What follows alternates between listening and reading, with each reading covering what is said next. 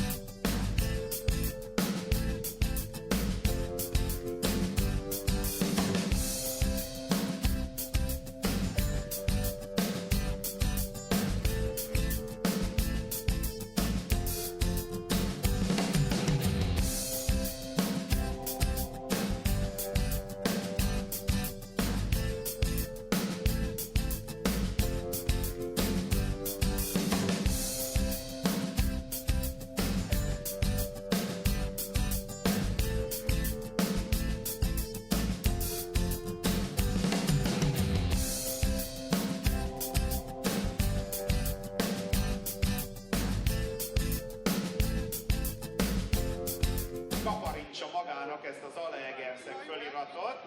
Nagy szeretettel köszöntöm kedves vendégeinket, Víg László parlamenti képviselőt, itt most már a rajtszalagnál. Mindenki válasszon ki magának egy jót, ami tetszik neki. Szűcs Ádám urat a Bosch képviseletében nagy szeretettel.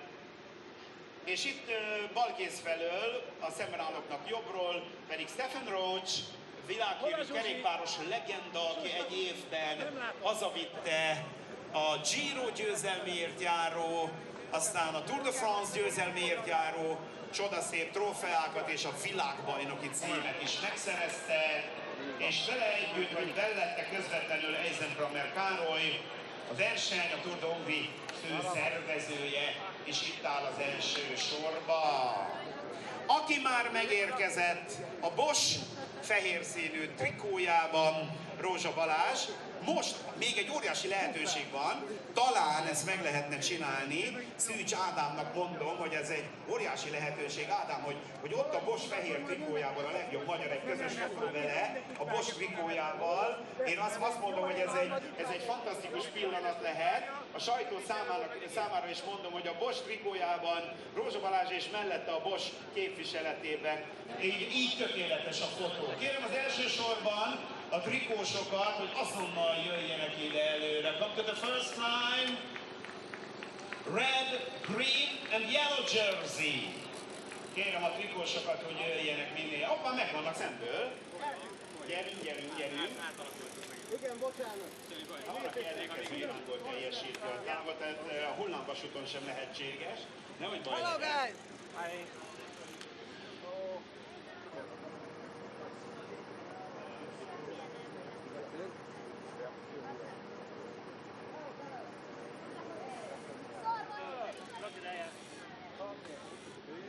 Hello. Okay, come back to one talk.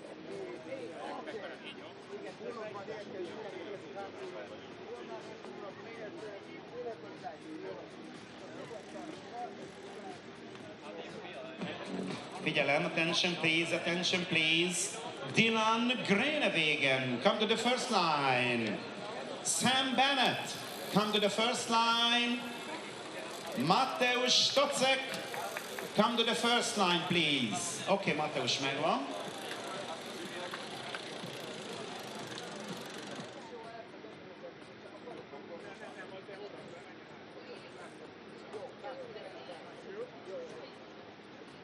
Hölgyeim és uraim, kedves közönségünk, a szakasz védnökének, polgármester úrnak van lehetősége a szalag átvágása előtt, Egan Bernal közben érkezik. Hát igazából egy mondatban köszöntse az itt lévő vendégeket. Egy nagyon nagy megtiszteltetés Zalaegerszegnek, hiszen 2017-ben már majdnem volt itt egy Tour de Hongrie, egy befutó, akkor az eső azt elmosta. Most remélem, hogy kegyes lesz hozzánk az idő, és mivel hamarosan ünnepeljük a városnapját, ezért ez mi összetartozó párpatrióta közösségünknek egy nagy dolog. Köszönöm szépen! Köszönöm szépen, sok sikert kívánok a városnak, további szép fejlődés mindenkinek. Bízom abban, hogy ez a város ezzel a kerékpárversennyel is leteszi a névjegyét a világ kerékpár sportjára. Hölgyeim és uraim, kedves vendégeim, fogadjanak el egy ollót tőlünk, mindenki vegye a kezébe a Tour de Hongrie olló tároló párnáján bevitt eszközöket. Egyszerűen hihetetlen, hogy mi mindenünk van. Szintet léptünk, ugye? Pro Series sorozatban versenyzünk.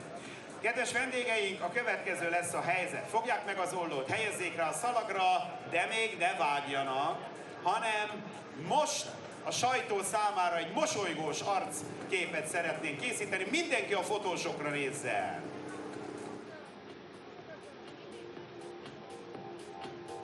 Hölgyeim és uraim, a 2023-as Tour de Hongrie második szakaszának rajtjánál vagyunk. Tisztelettel kérem kedves vendégeinket, vágják át a szalagot! Jelképesen megnyitottuk a pályát a versenyzők előtt. Ezzel. A szalag emlékdarabjait először fel kell mutatni, polgármester úr. A sajtó számára egy felmutatás következik. Oké, most egy mosolygós képpel.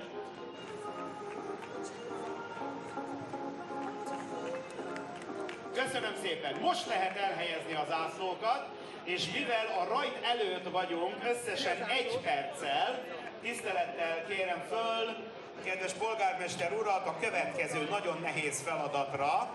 El kell majd a zászló lendítésével indítania a mezőt. Tisztelettel kérem föl a zöld trikóban Sam Bennett, come to the first line. Sam Bennett, oké, meg vagyunk. A kedves sajtó, következik az utolsó fotózási lehetőség. A 4 trikós, akinek a főszervező gratulál a rajt előtt. A 4 trikós, a legjobb magyar a Bosch fehér mezében Rózsa Balázs.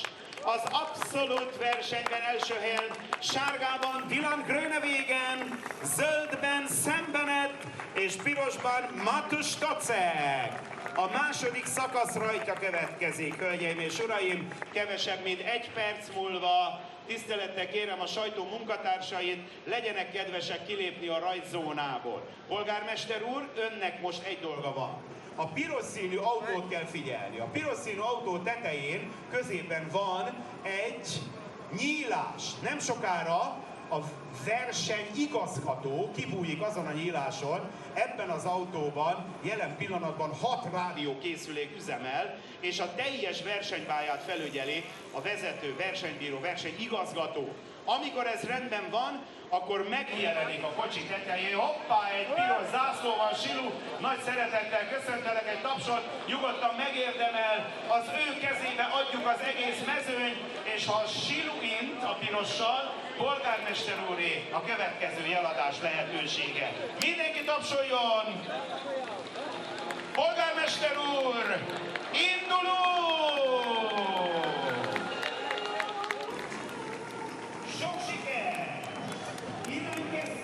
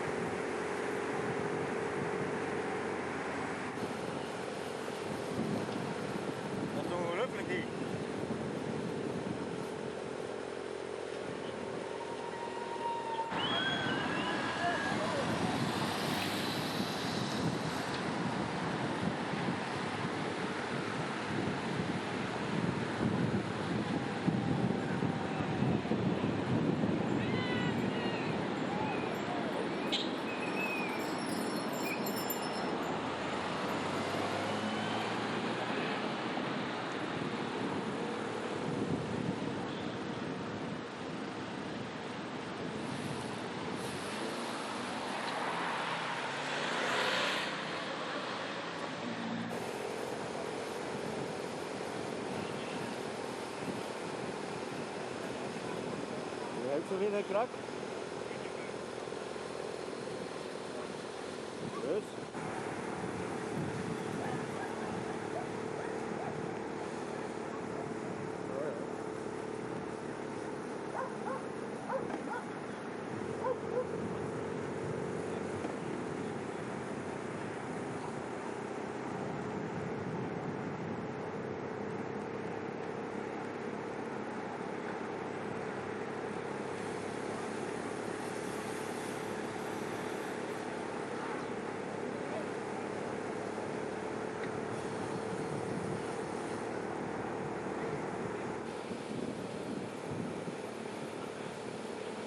Maar ik toch nog niet weten.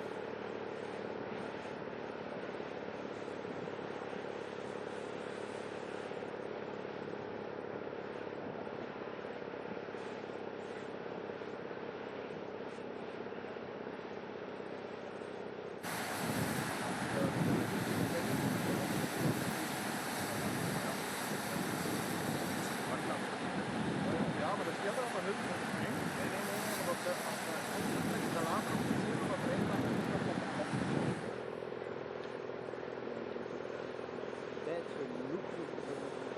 Ik maak een vlees van die thee. De zender te nemen. Dan direct aanvallen. Ja, goed.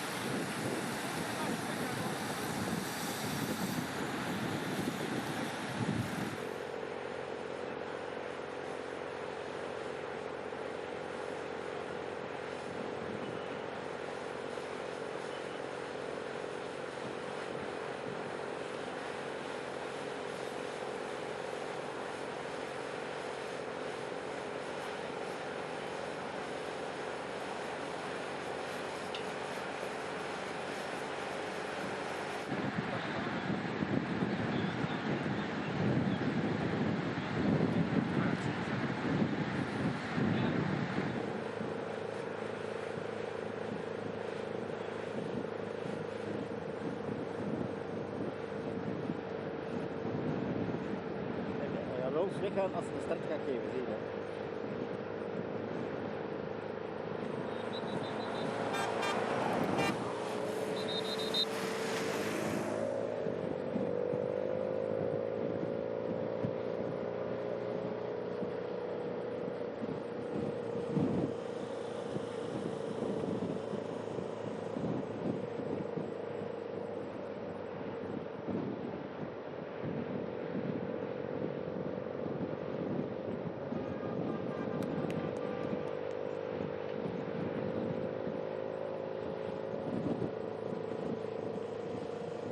Bagage.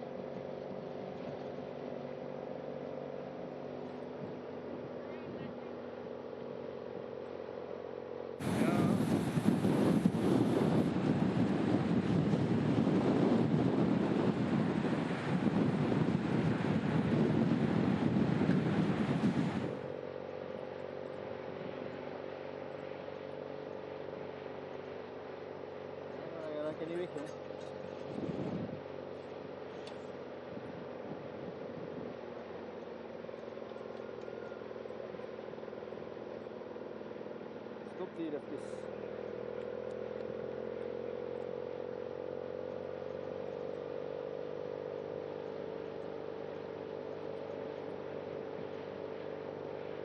Iemand?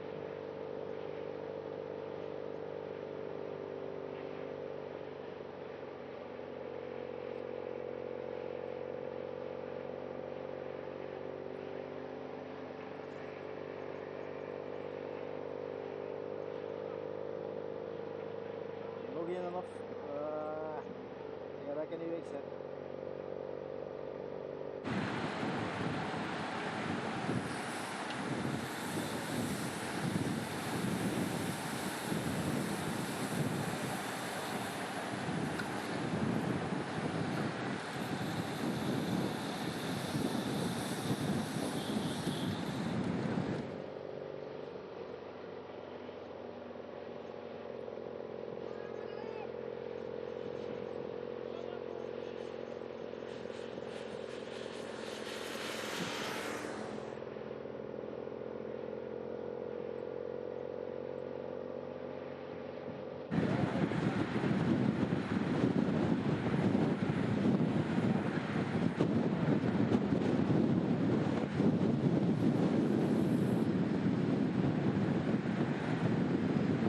Die zijn top.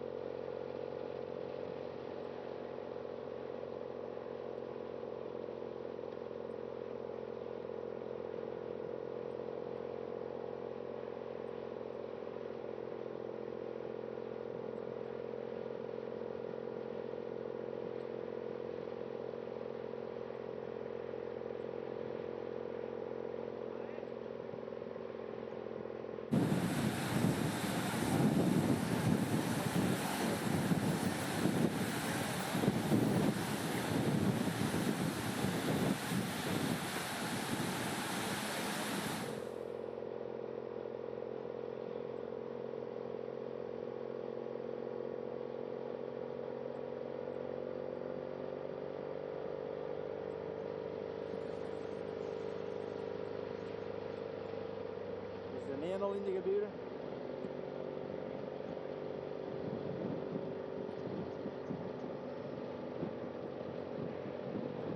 Ja, ik blijf er liever voor hangen. Dat we dat verschil altijd zien. Maar de een mag komen, denk ik. Dunningen. Ah, daar komt nog één af. Daar komt nog één alleen af. Stenen tussen.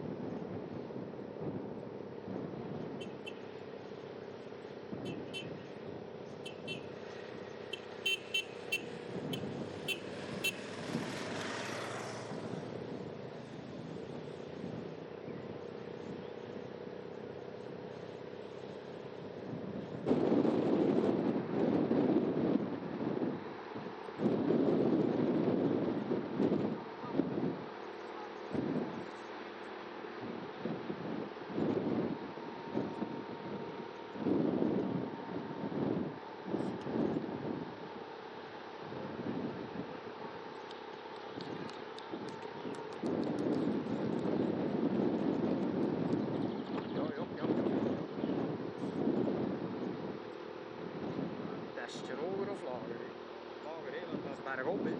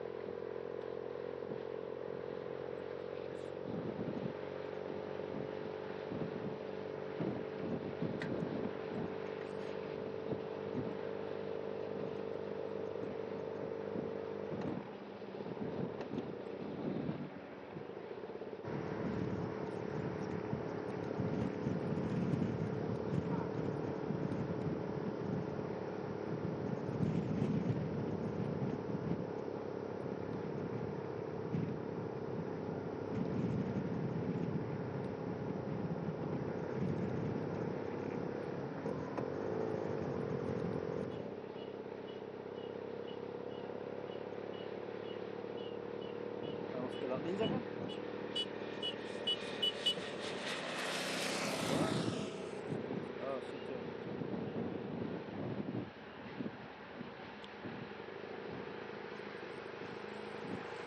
Zo wat doen. Hier de gele. Hier de gele. Ja, blijf maar even in de rug. Blijf die maar, ja. Dat was...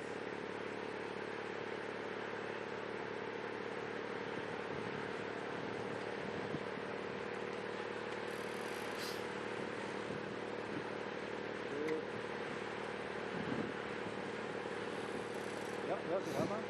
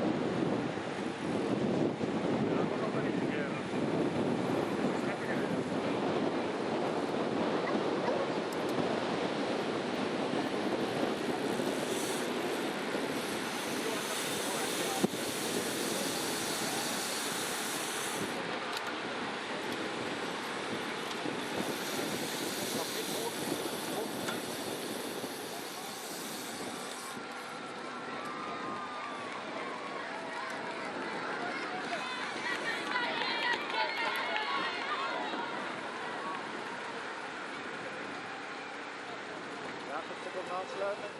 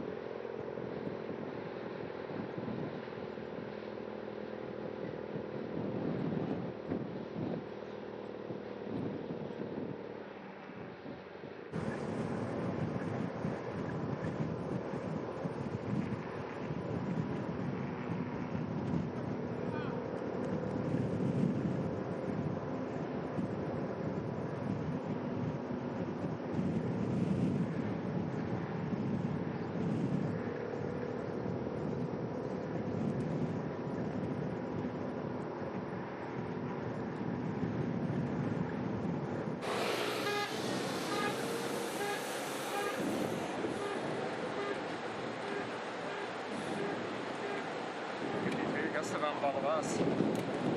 Als je er een even kunt. Ja, die waren een beetje aan het babbelen weer.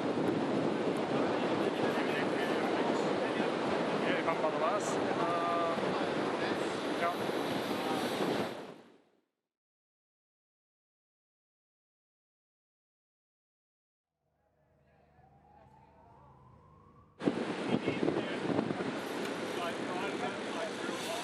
Een beetje naar buiten.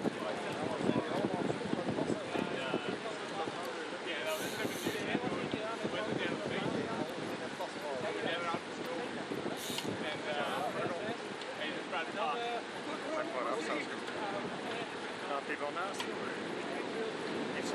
Viszont rakjuk, nekem az egyik vagy.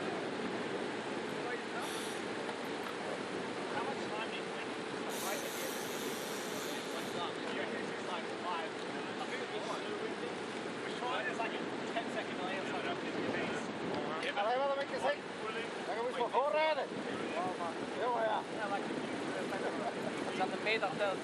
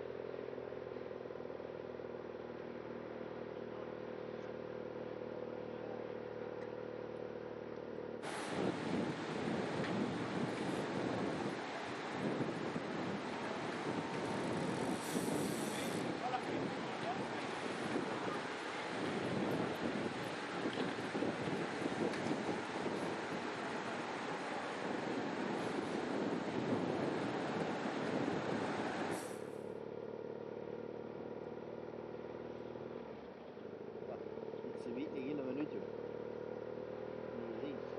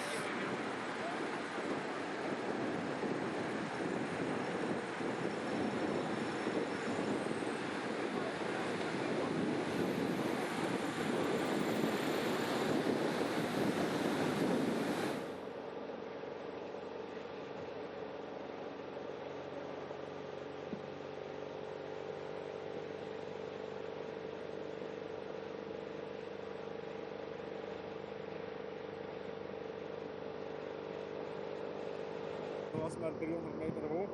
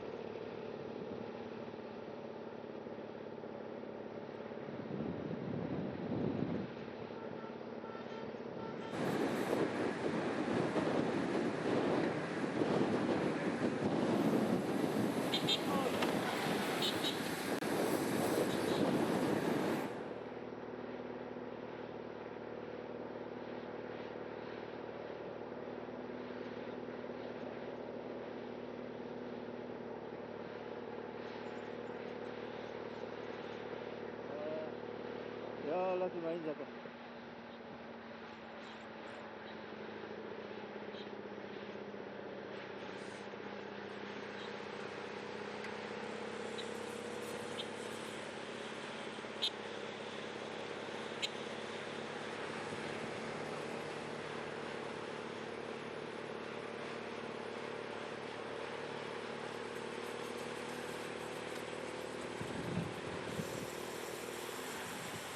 Ja, dan weer naar voren.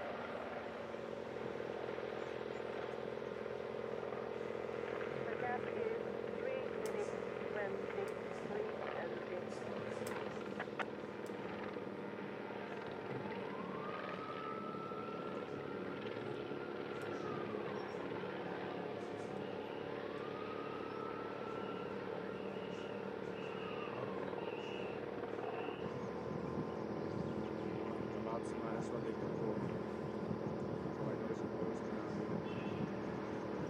Ja, másra néz.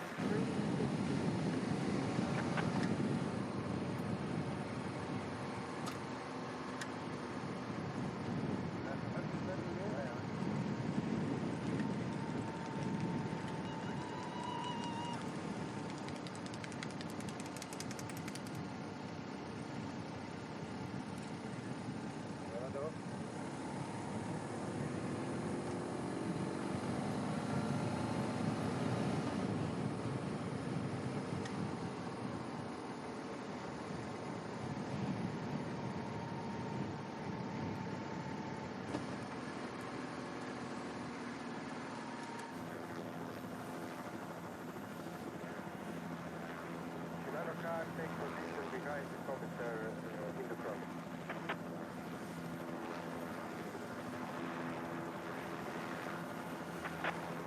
Good start for the first three.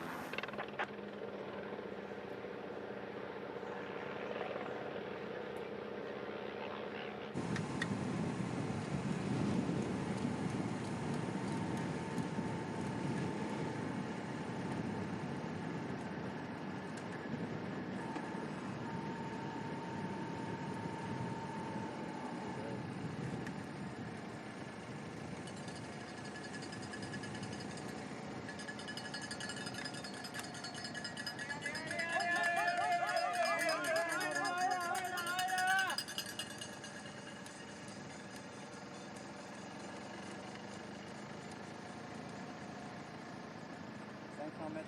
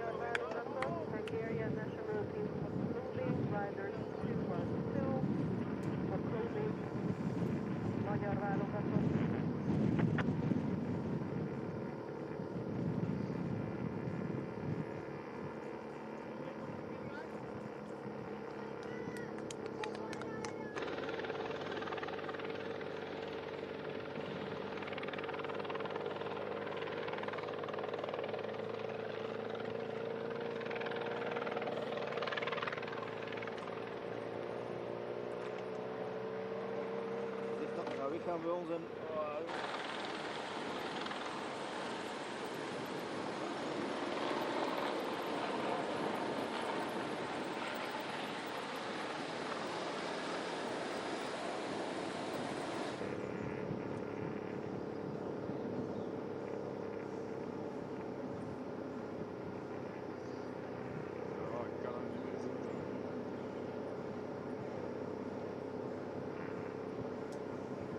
Maybe it is that kind of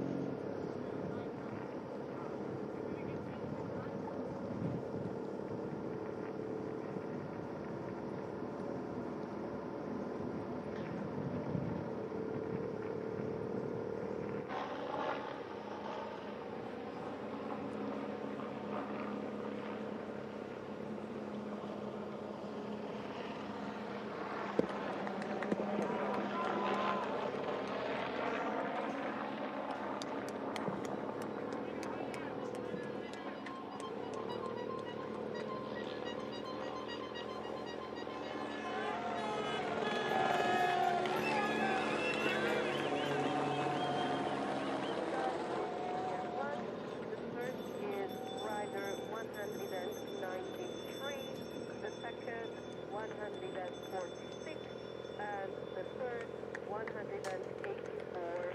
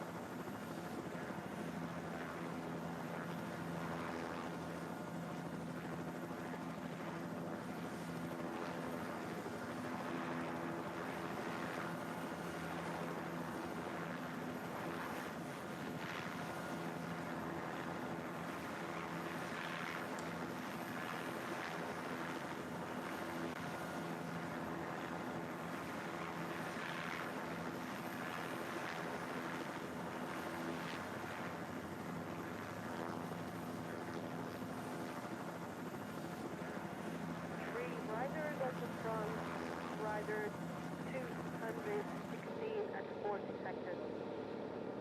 40.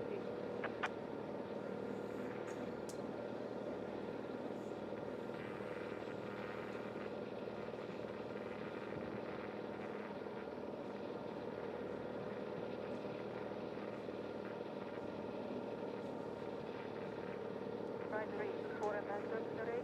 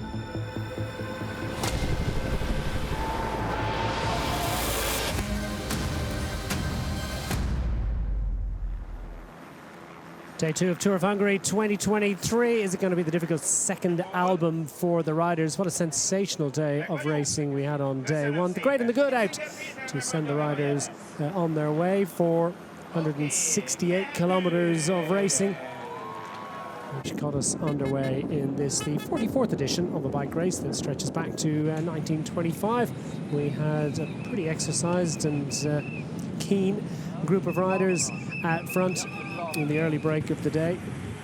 Some impressive performances are being displayed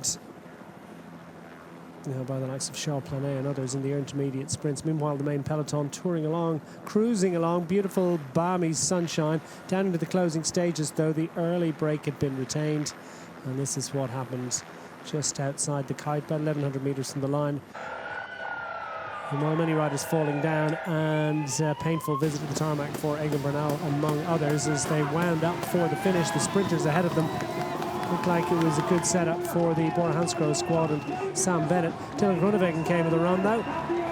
Groenewegen just about pipping the Irishman, and Groenewegen adding to his success, making it 3-stage victories in his career in the Tour of Hungary, adding to the 2 victories he took last year, and taking the first yellow jersey of the week. Will he be able to hang on to it again today? Some bonus seconds on offer. That's the overall situation. Stoichek from the early break benefiting, and within 2 seconds of Groenewegen, Sam Bennett, Planet, Ewan, Russia, and the rest, sort of mixture of breakaway riders and sprinters on day 1. Saint Goddard was an absolute godsend, wasn't it? It was a wonderful day of racing. Today's second stage also set fair to be one potentially for the sprinters, albeit one that they might have to face a little bit of inclement weather. Prediction of showers, slightly cooler, 2 or 3 degrees centigrade cooler than yesterday. Might even be a little bit cooler than that because slightly fresher breeze out there as well. Headwind for much of the day. Second half of the stage though will be blowing them home. And this is what we're heading out of, the departure town today, Zalaegerszeg. We're in western Hungary and a really popular tourist destination.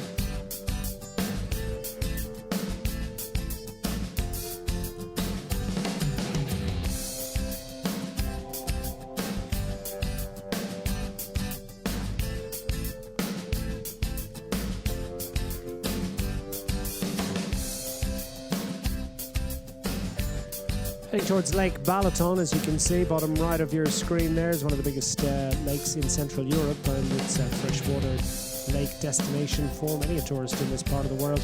As you can see, a long meandering ride east against the wind, and then we flip back towards the destination town of Keszthely. 175 kilometres in total on offer for the riders. There are 3 intermediate sprints, 2 category 3 climbs, so nothing too challenging for the gallopers, and it's a relatively long run from that second and final climb through to the finish. This is Keszthely, which is a long-time destination point for this bike race. It's a long time been a destination point for tourists all over the world. Beautiful part of the universe.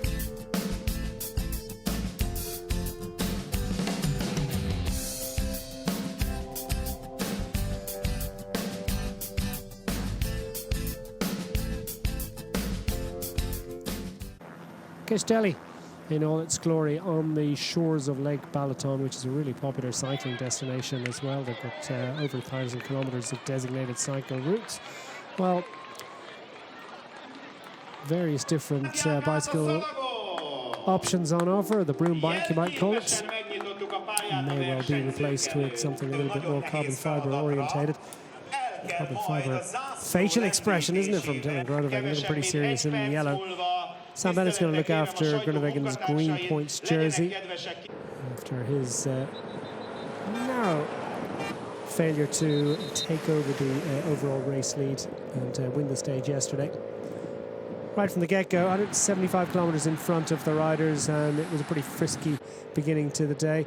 A bit of a contest for the breakaway in actual fact. We had 4 riders clipping off and a couple of riders late to the party. Dylan Groenewegen utterly unconcerned. All 4 riders in the breakaway, I can tell you, within 10 seconds of his race lead. His entire focus though is on the stage victory, and they'll keep these riders on a relatively short leash. First sprint of the day going to Filippo Rodolfo, the young Italian rider with Team Nova Nordisk. Some excellent vantage points out there to enjoy the fair and another sensational day of racing in Tour of Hungary. Rodolfo went for glory again on the climb up to the summit of the first climb of the day. It was Daniel Turek that just about edged the rider in red from the ATT Investment squad, probably the best known rider in this breakaway group. Down to 3 now. Emil Dima is also in there, the rider from Romania, the Romanian national road race champion, as is decreed and as is made obvious by that blue, yellow and red collar jersey that he's got. That's what we've had to date in this particular stage. As we pick up the live pictures out on the road, that initial group of 3 has been whittled down to, of 4 riders has been whittled down to 3.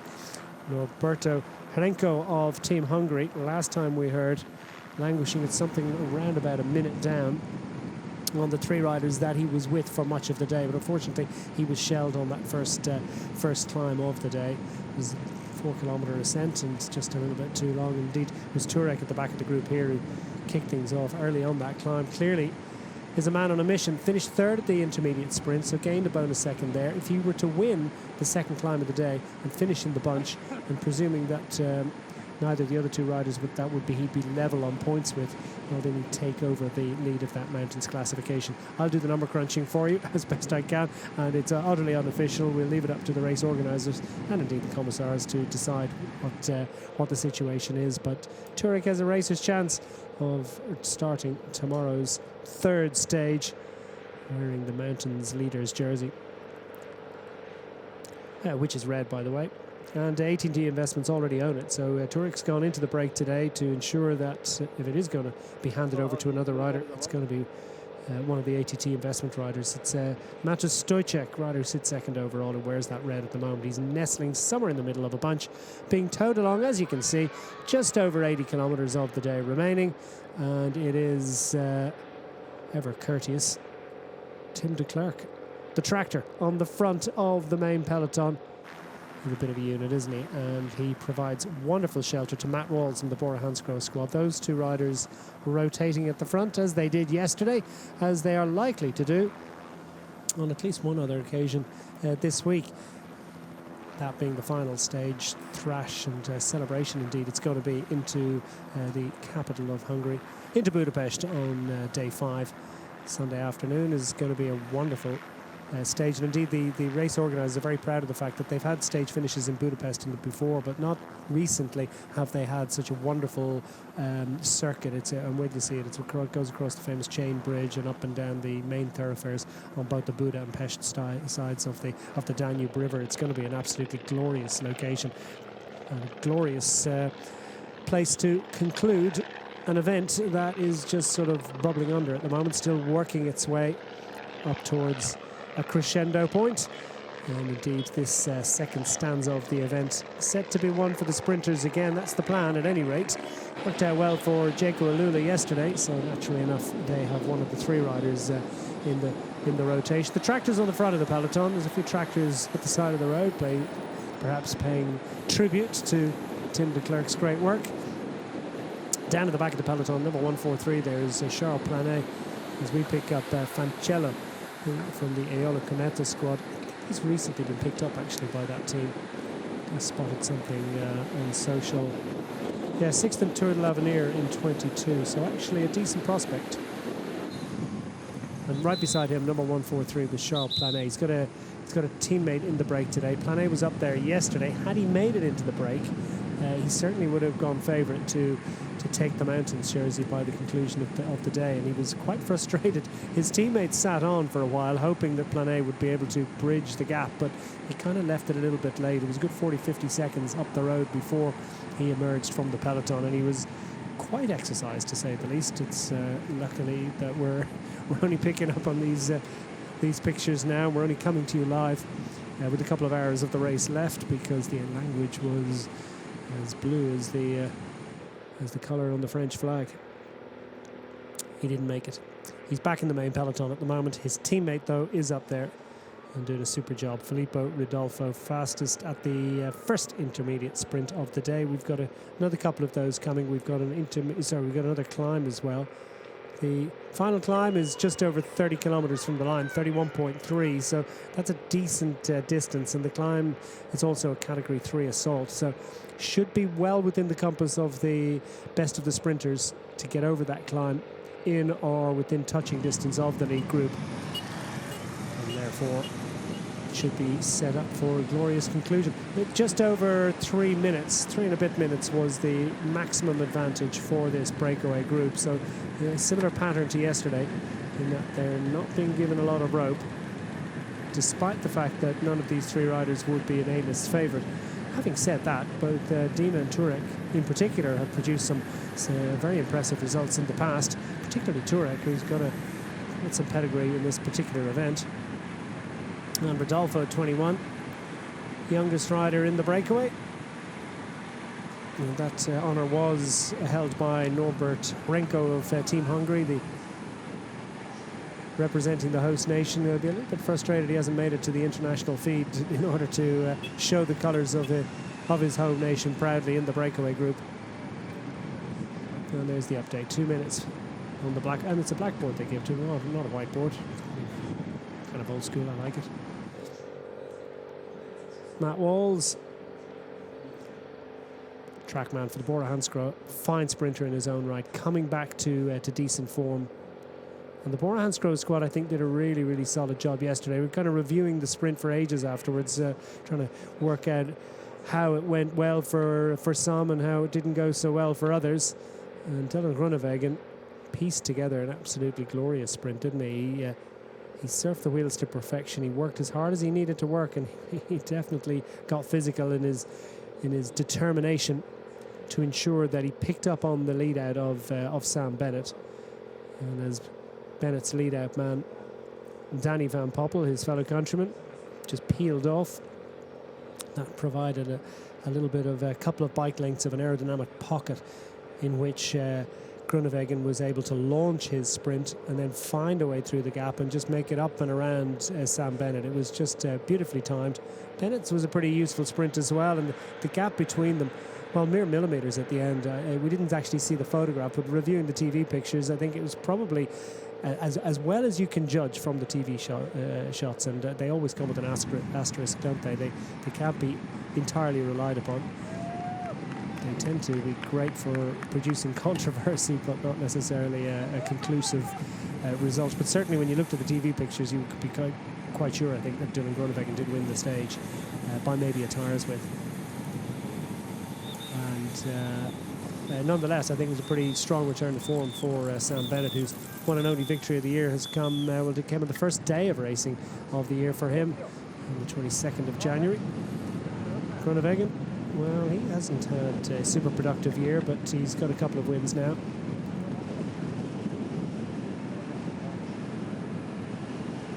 His stage win in the Tour of Hungary yesterday, coming on the back of victory in the UAE Tour all the way back in January. Took the win on the 24th of January. Also on the points classification and a stage of the Saudi Tour. So 3 wins for the year for Dylan Groenewegen. Caleb Ewan. It's been a patchy old year for Caleb Ewan. Slim pickings by the standards of the Lotto Destiny sprinter. The finishing third on the day in the middle of the bike throw. A man who has 5 stage victories in the Tour de France, 5 in the Giro d'Italia as well. And indeed also has a stage win at the Vuelta in his career. Just a single win of the year, and that at national level, won the Schwalbe Classic, which is a national level race in Australia when all the Aussies are down wintering at home. Or summering, as they might call it. Second summering or first summering, depending on how you look at it.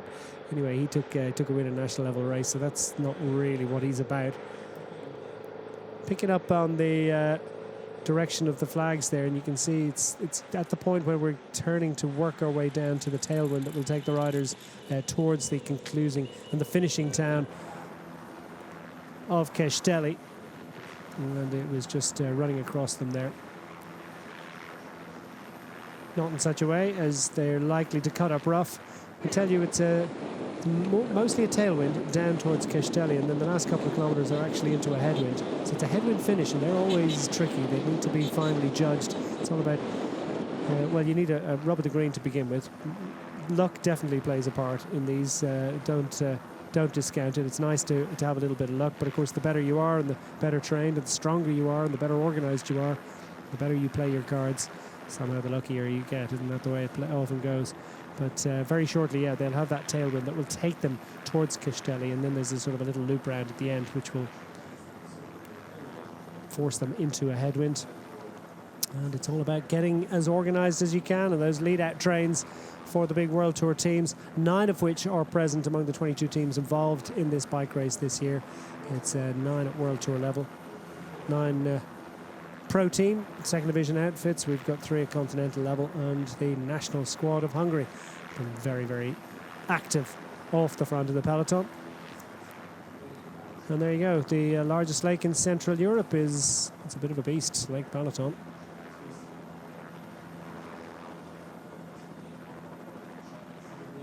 The Zala River provides the largest inflow of water. 197 kilometre shoreline. And the hilly north shore actually is quite a wine growing region. The wines of Hungary, underrated I think sometimes. We've had a nice glass of Rockvine or whatever the correct that works to get a glass of red.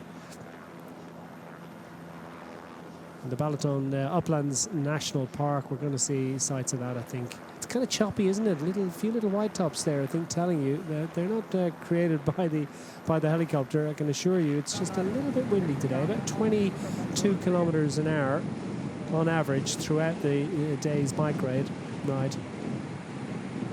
And it's quite impressive. They're on the slowest stuff. They're just slightly faster than the slowest schedule. Given that they have been into the headwind all day, I actually think that's pretty impressive. And we're going to come back towards the middle one. A little bit more than half the day will be against a headwind. To come back towards the middle projection is going to be pretty impressive. They're impressed, aren't they? This event always drawing the crowds. Huge heritage. It's been run on and off. It's at all sorts of iterations and organising committees and different identities over the years, but this event has been running initially as a one-day event over 500 and a bit kilometres. It's kind of eye-watering, isn't it? It took over 22 hours. It's kind of impressive for someone on 1925 roads and on 1925 bicycles. And then it became, naturally enough, a multi-stage event. These days it's, we're sitting at about 880 kilometres of bike racing across 5 days.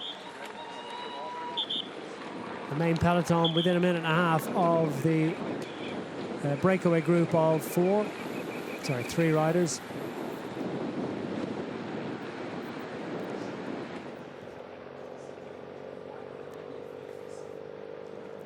Matt Walls continuing to tap along on the front of the peloton.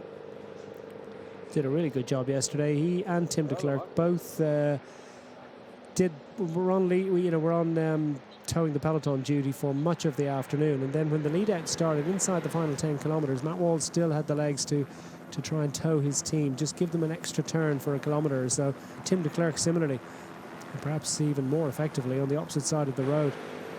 It's great to see that work ethic, that sheer class and ability and willingness to do it.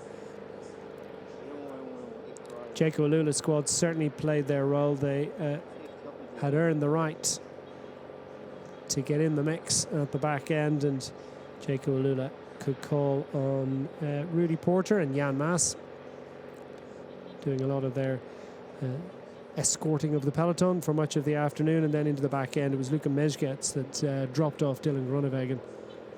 He too doing a pretty solid job in terms of timing and positioning. So Jaco Alula already celebrating. Their week is a success. Everything after this is a bonus, and it's funny how riders and teams relax and then the wins come even easier. Will it be another victory for Dylan Groenewegen again today?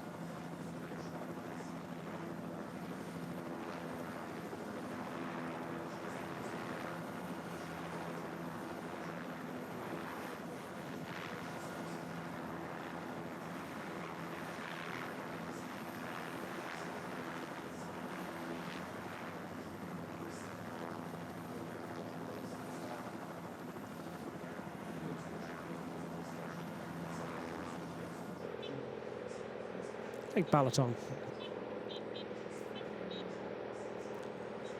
And a main bunch which has lost a couple of riders, I can tell you. We did see a dramatic conclusion to yesterday's first stage. It was terrible to see so many riders coming down in such a violent fashion, really. About 1,100 metres of the stage remaining, including one of the pre-race favourites, one of the biggest names in world cycling, Egan Bernal, Tour de France and Giro d'Italia victor, and a man who really could do with a decent run without crashing, injury, illness or anything like that. And unfortunately he didn't get it yesterday, coming down in that tumble, managing to dust himself off, pick himself off, and he was actually the last rider across the line, naturally enough, awarded the same time as the group he was in at the time of that accident, which came within that 3 kilometre zone. But unfortunately for Bernal, he was nursing from some injuries and some bumps and bruises and looking a little bit scuffed, to say the least, at the conclusion of yesterday's activities. His teammate, though, Lucas Plapp, who bounced up and just coasted through to the finish line the last kilometre, not really at racing pace, but he did ride it in to complete the stage. But afterwards, he went through some concussion protocols, and he was adjudged to have a mild case of concussion. So he's being observed by the Ineos Grenadiers medical staff, and Lucas Plapp is out of the bike race. So that's disappointment, I think, for the Australian National Road Race champion, who I suspect would certainly have enjoyed stages 3 and 4, and no doubt would have been thereabouts, particularly on stage 3, maybe even stage 4 as well. I think he would have been in with a shout. And that's unfortunate for the Ineos Grenadiers squad, unfortunate for Plapp. We wish him well in his recovery. We hope he can get back to into the racing peloton as soon as he's completed his return to play protocol, or whatever the particular delay is required. I'm not sure actually, but I'm sure it's at least a week. At any rate, the Ineos Grenadiers squad down 1.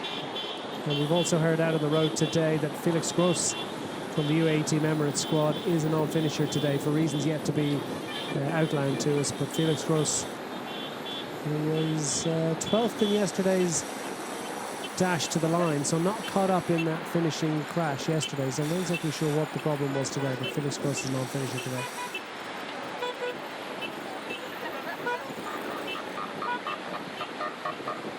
So there's obviously something absolutely hilarious for Jared Dreisner's and Alex Edmondson, two riders who know each other well. A couple of Aussies.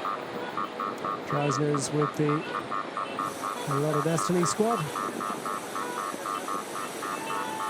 Big strong units who know what they're about. Alex Edmondson was part of the crew for the Team DSM squad that did a super job of setting up Casper Van Uden. It kind of fell apart a little bit, but only in the last sort of 300 or 400 meters. Up to that point, they looked really strong and for a long time. So I think Team DSM will be hoping that Casper Van Uden can thread the eye of the needle and find a way through what's likely to be a bit of a logjam on the run to the line today. Headwind sprint again, I will remind you, always requires finesse. It's not a particularly challenging finale.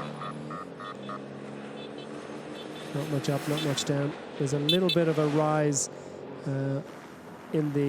from kilometre 2 to go to 1 to go. And look at that flag, tells you a story, doesn't it? I mean, it's really whipped up a little bit,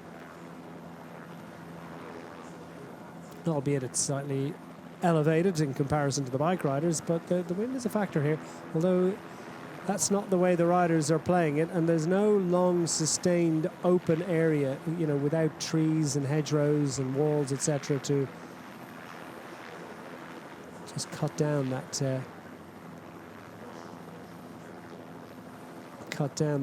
that wind whipping off the lake and hitting the riders from the left.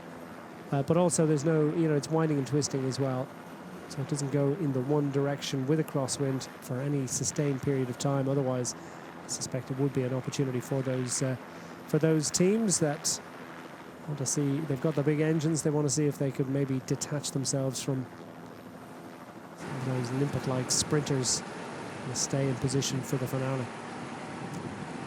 Now the head of the race is Daniel Turek. oldest rider in the breakaway, 30-year-old, and has had great success, not just in this bike race, but decent success in this particular destination point today, because Daniel Turek, the 30-year-old Czech, finished third overall in the Tour of Hungary back in 2016. He had 10th, 5th and 4th place finishes that year, and his 4th and best place finish of that week in 2016 was actually on the run into Kecsteli. So last time we had Kecsteli as a finishing town, it was 2018. Before that, 2016. Although it has played host to Tour of Hungary as far back as the late 1920s. Well, maybe it'll be a happy hunting ground once more for Daniel Turek. And what about Filippo Rodolfo, the 21-year-old Italian, having a great day out?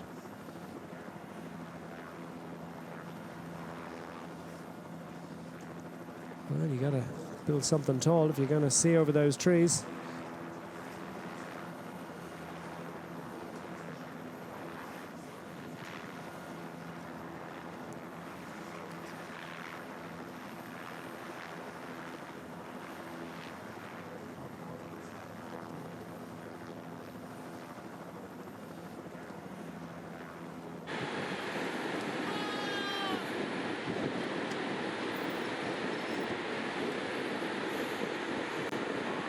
Dylan Groenewegen.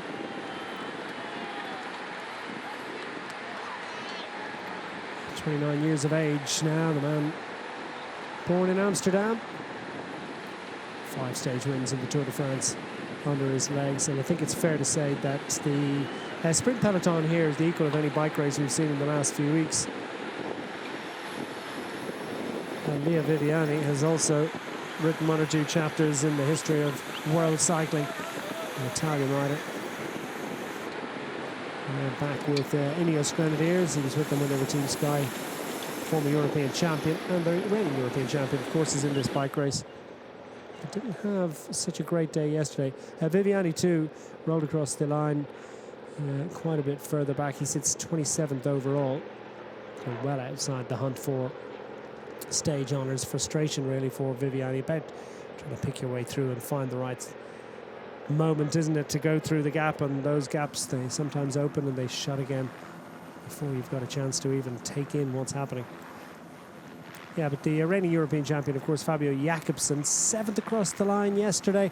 Super day of activity all round for the Soudal Quick Step team, but just not quite able to piece it all together. And Fabio Jakobsen found himself in row 2, frustratedly so, for the final sort of 7-8 kilometres, as there were 4 or 5 teams that just locked out the front row of the main peloton, revved away at unfeasibly fast speeds, but still able to manage to maintain a position on the front and prevent the other teams from coming through. And that meant that Jakobsen was coming from behind a little bit, swamped in that dash to the line. Did thread a way through and finished a decent top 10, but I think a bit frustrating for Jakobsen. Wanted more. He's produced more in this bike race in the past. He's another rider. He's going to be super fired up to try and produce a victory today.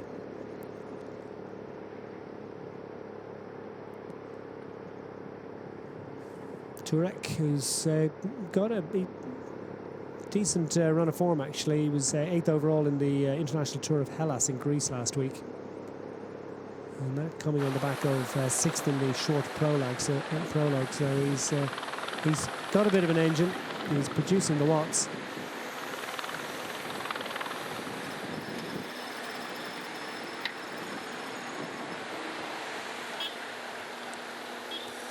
He's showing them and using them out front at the moment. Minute and a third.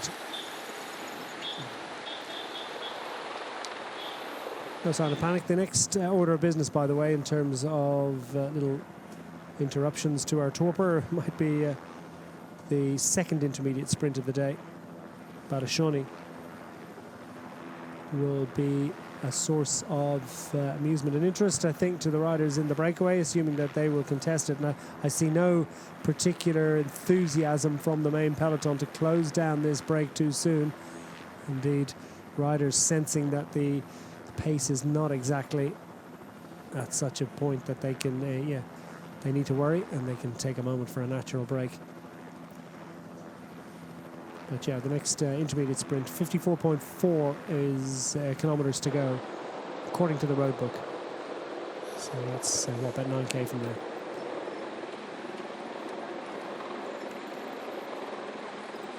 Caleb Ewan in that distinctive white helmet with the black striping, number 153. Spent a lot of time out of the saddle, just easing the back a little bit. And there's Bernal, another man who needs to ease weary bones. There's lots of netting in his right elbow, his left knee. And is that the stripe up his shirt, or is he a little bit crooked on the bike? Of course, he had an absolutely terrible accident. I think it's just the way his jersey's going, but he did have a terrible accident. And he was hit by a car at training. Back problems, all sorts of other issues. It really has been a couple of years to forget for Egan Bernal. Thrilled to still be racing. And thrilled to still be racing is Tim de Klerk, 35 years young. And one of the more important component parts of the Soudal Quick-Step squad, which hasn't had quite the relentless week in, week out, day in, day out success rate of seasons past so far, has it? It had a little bit of a weak classic season by their lofty standards. No doubt that their pursuit of general classification in Grand Tours is now a relatively new phenomenon for the Quick Step squad. Still, they will feel the need to keep the motor ticking along and keep those wins coming. Fabio Jakobsen won't lack motivation today. Dima on the front of the peloton, on the front of the break, that is. Romanian national road race champion.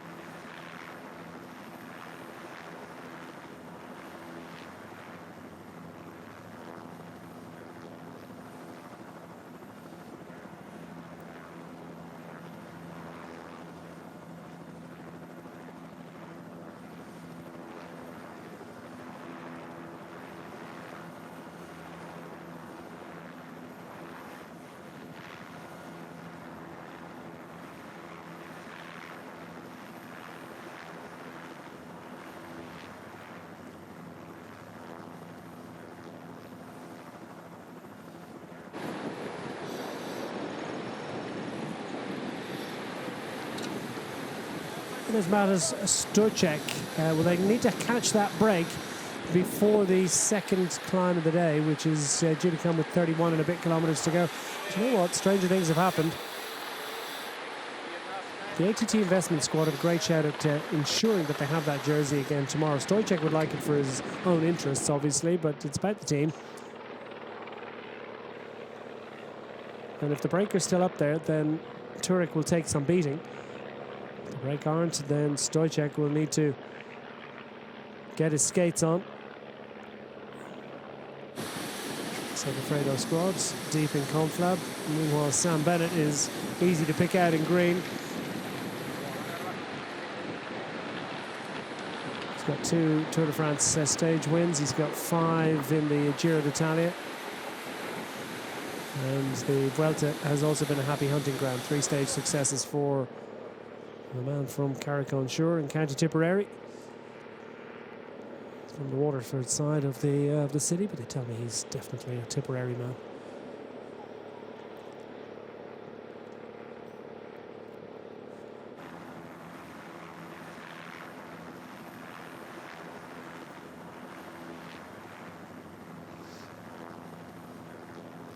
And some pleasure craft getting a bit of a buffeting in the slightly choppy conditions. Nicely sheltered inlet, that.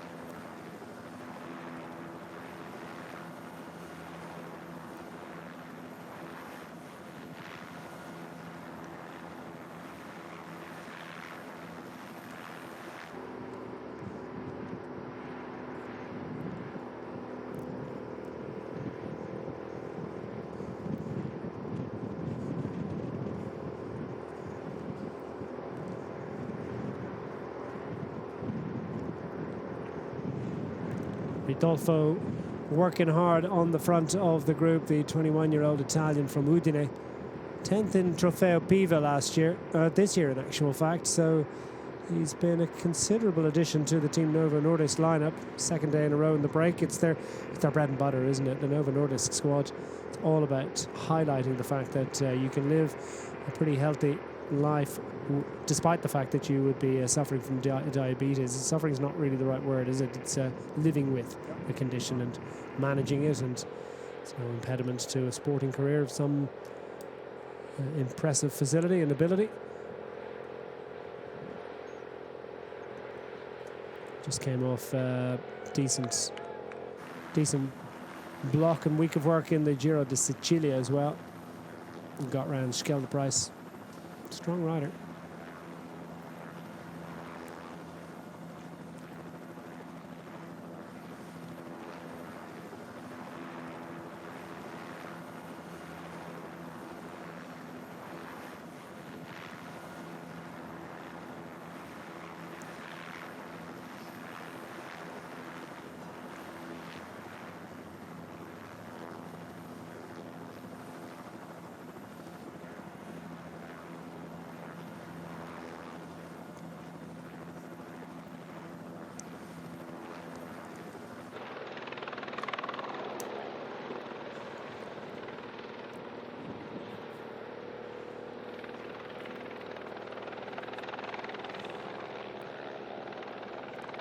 As thirsty works, not particularly warm out there for the riders today, but still the intensity of their efforts, meaning that you'll certainly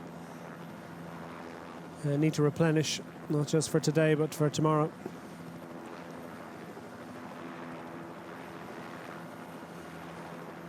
Elmer Reinder's doing a great job. Callan O'Brien there in the mix. And Rudy Porter has been, he's not been found wanting. Riders packing closely together. Gomez gets a little bit further down the line at the moment. He'll be called on later on. There's Fabio Jakobsen just going out of the shot on the top right of your picture in the white jersey. Jakobsen hoping for better than 7th today. But 6th place is better than 7th is all that will suffice.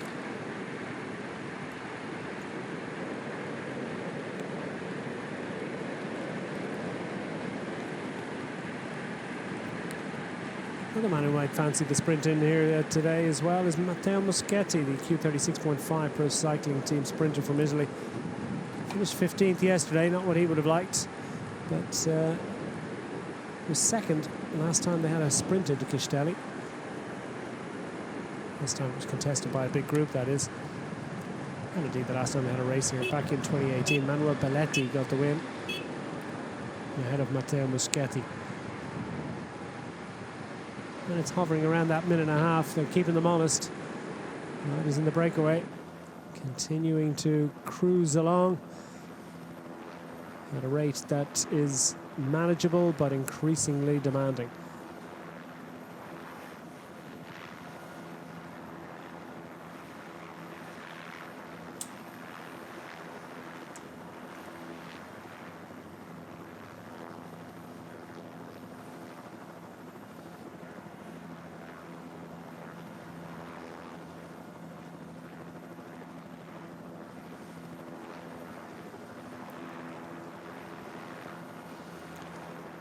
And the crowd already starting to increase. We've still got about an hour and a bit of racing to go before they arrive down into the finish line.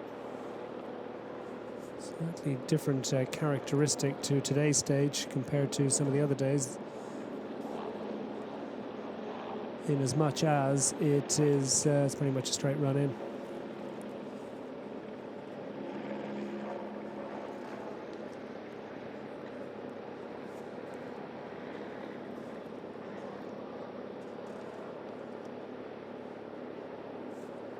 Yeah, place to place today. It's not. There's no finishing circuit as such, which is. Yesterday, of course, they started and finished in the same place, and it's just 2 big long loops to make up 168 kilometres. Today, it's place to place, not quite as the crow flies. Exact opposite, in fact.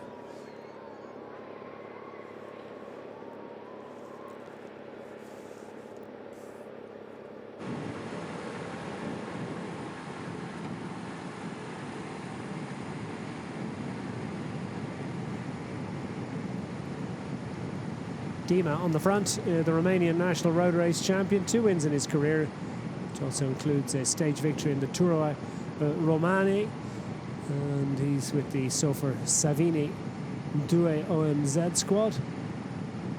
He too, like Turek, alongside him, is just coming off the Tour of Hellas. It wasn't quite as productive for Dima, although he tried to get in the break on many an occasion. It was kind of a chaotic race, that one, in comparison with the more World Tour style pattern that we've had over the first couple of days of racing here.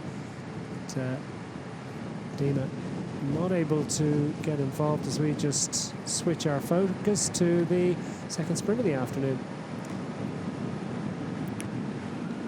Doesn't look like we're going to have a contest. Rodolfo wants the money, wants the bonus seconds, wants the points as well towards the points classification. We need to take the third one. They'll level Groenewegen on the at the head of the points classification, albeit Groenewegen likely to score at the finish line afterwards. Filippo Rodolfo giving himself a racer's shout of at least wearing that red jersey, green jersey tomorrow, where some of the other sprinters not likely to also score heavily. Could go either way. At any rate, he knows what he wants out of the day. Turek has taken some more bonus seconds again. He takes that second climb of the day, which comes with 31.3 kilometers to go, and then stays in the bunch. And then neither of the other 2 riders who are involved in the hunt for the King of the Mountains competition, well, Turek will have a visit to the podium to look forward to.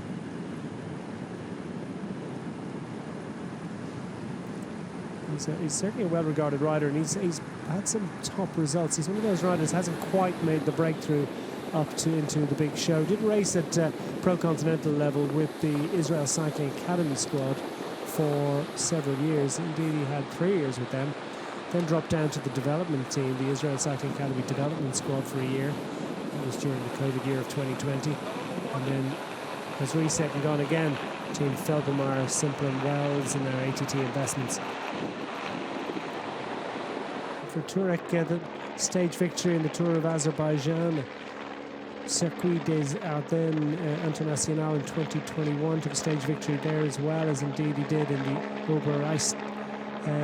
Oberösterreich Rundfahrt in 2021, stage win in the Tour of Berlin back in 2015. It's a string of fairly decent results that haven't quite translated into a step up into a contract with a big team, or indeed results at the very highest level. But Tour of Hungary is the kind of race in the past that has been very productive indeed for the likes of Daniel Turek. But it's something that we've said before already this week. We'll say it again, I'm sure, before the week is out. But this race has definitely stepped up in caliber.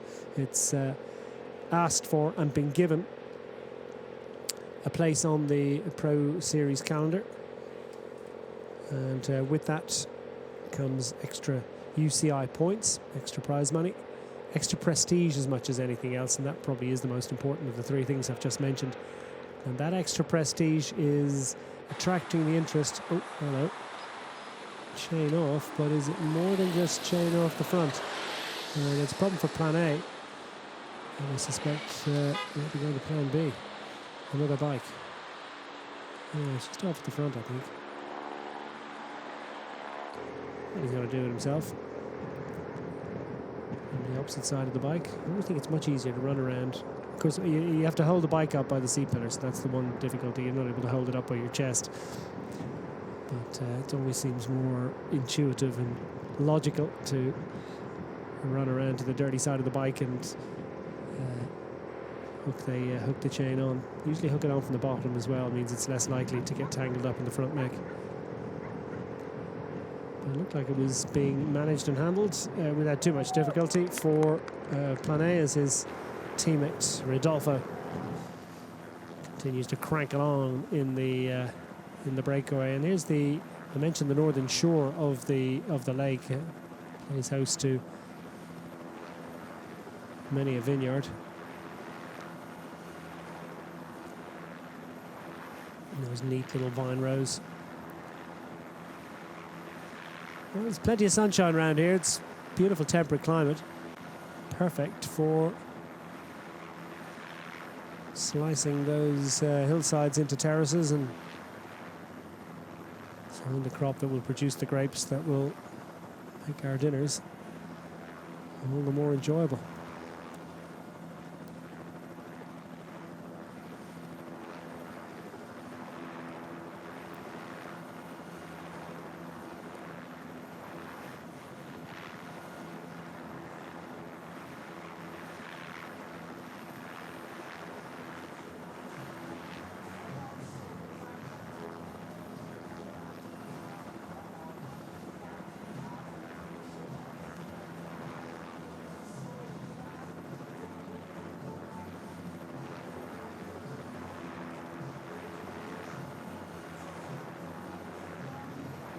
Balashoni, the region on the north shore of Lake Balaton, as you can see.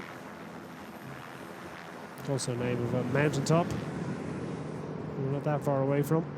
Nearby basalt mountains are sort of unique geological relics, they tell me, the habitat of many rare plants and animals playing host to.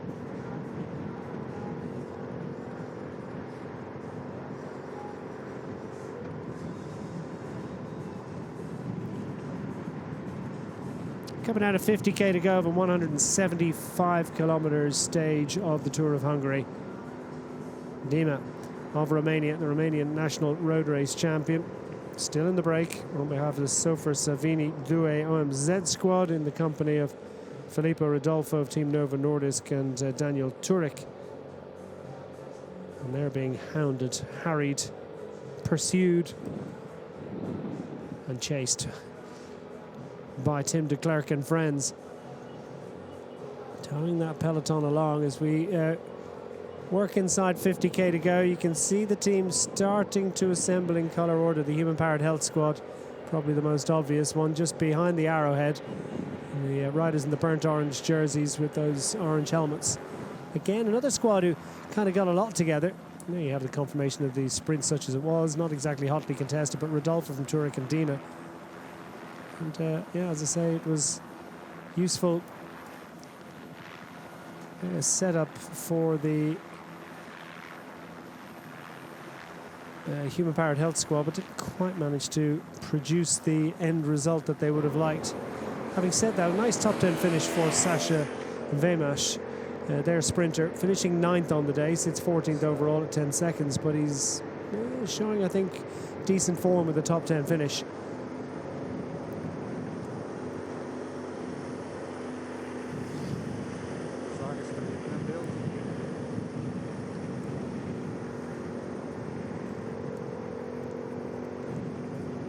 Dima's starting to feel it a bit, isn't he? It's still 50k to go in this bike race. Gap down to a minute and a quarter, but Rodolfo's making a bit of a name for himself today. He looks in control of his effort, very measured, very much involved as well in that battle for the mountains points last time out. He really put it up to Turek. Dima was distanced close to the top of the hill.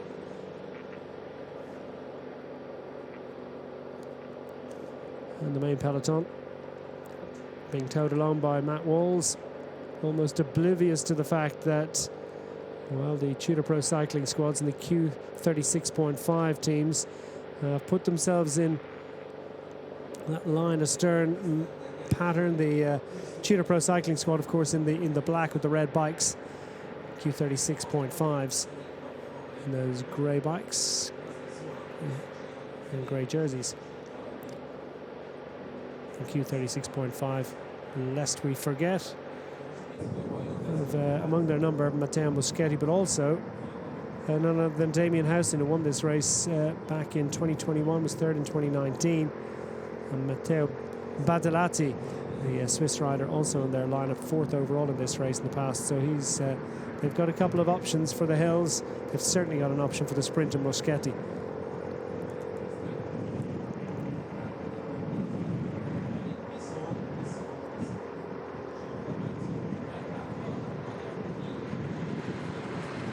And I think Turek's kind of saying, Dima's turns have definitely been a little bit shorter in the last kilometre or so. I think he's pretty much close to the end of his tether.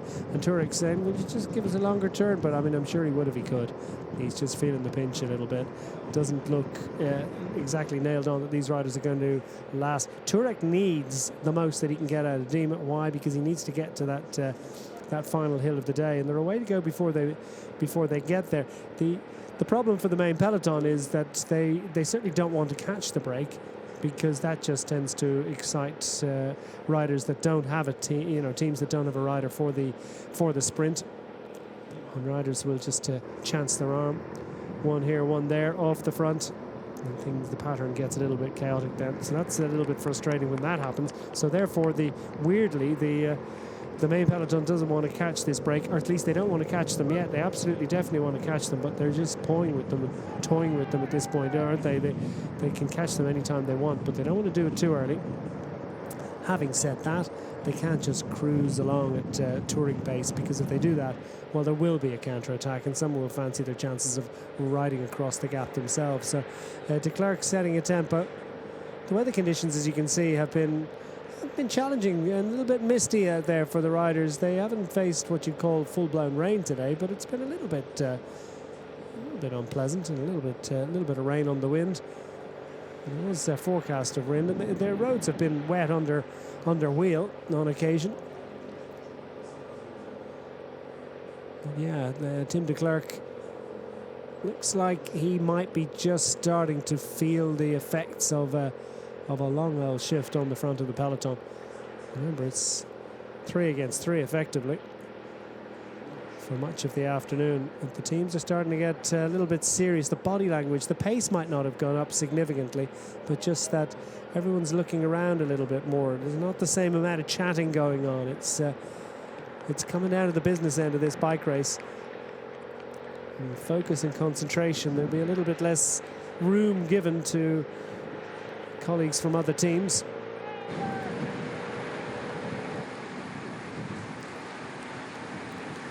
And that fact is why Daniel Turek wants to ensure that he can get the maximum out of Rodolfo and Dima, and then he can produce what he needs to take the maximum mountains points on offer today.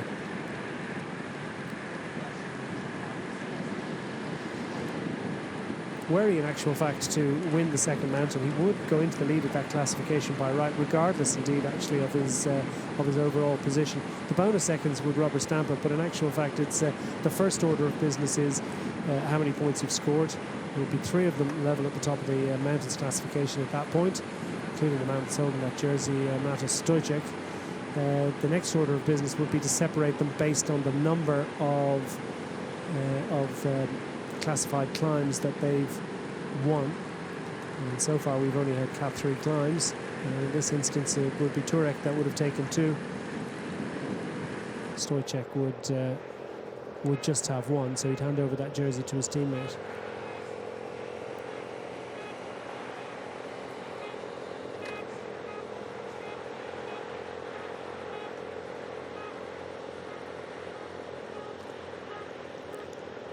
The gap is coming down. There's a ratcheting up of the pace, there's no question.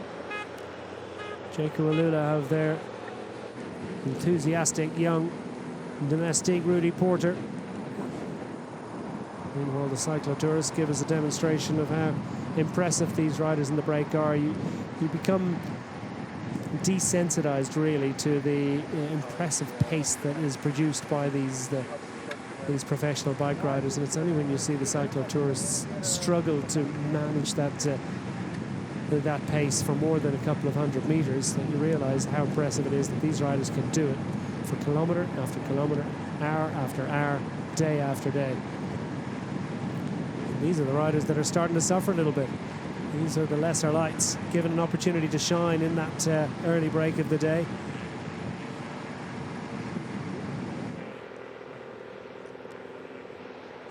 On the main peloton, replete with riders who have had a much quieter day, surfing the wheels, maximum slipstream effect, minimum output of watts, not nothing, but just less than that's been put out of by the other riders, and that's fascinating, isn't it?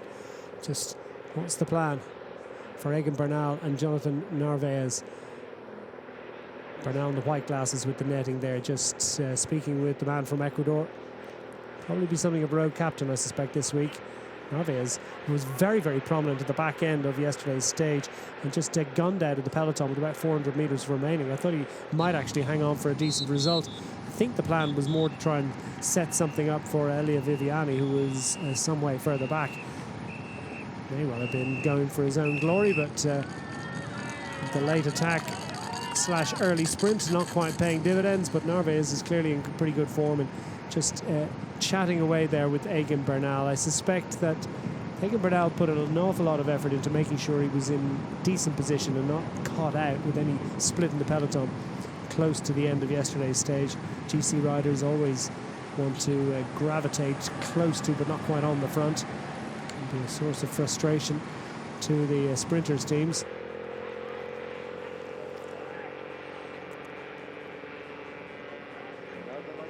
Shane Archibald now hits the front for the Bora Hansgrohe squad.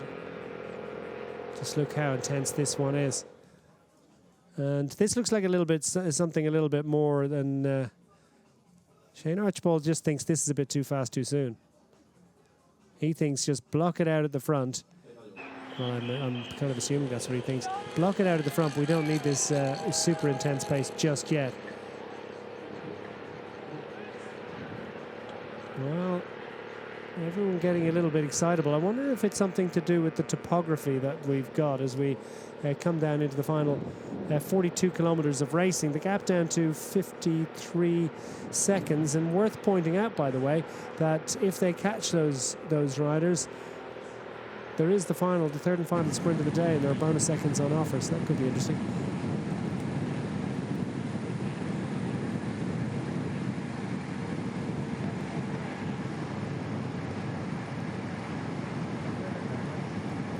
Turek is working hard here to try and hang on for that second climb of the day, but it's not looking good for him, I have to say.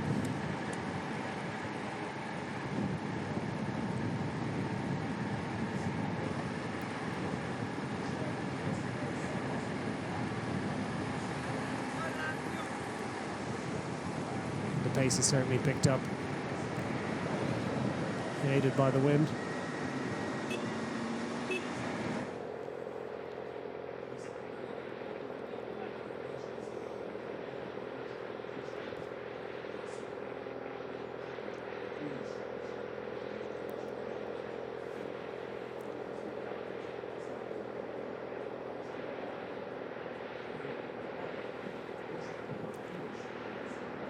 Alpecin Phoenix make a guest appearance at the front. Alpecin de Koninck, indeed, the squad. Which includes among their number Jakub Mareczko, who would really love an opportunity to improve on the 20th place finish that he produced yesterday, because he is a multi-stage winner in the Tour of Hungary. Alpecin de Koninck. Herman Dries de Bont close to the head of the main peloton in pursuit of our three intrepid raiders out front with an advantage of 3/4 of a minute, somewhat less than the 3+ minutes that they enjoyed a while ago. We're less than 10 kilometres to the second and final climb of the day.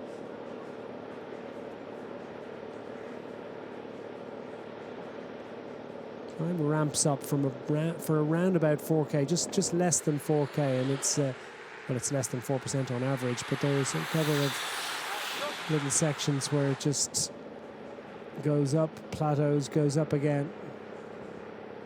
A couple of elements of it, we're about sort of 500 metres at 5%, 500 metres at 5%. It's nothing particularly challenging for riders of this calibre and ability.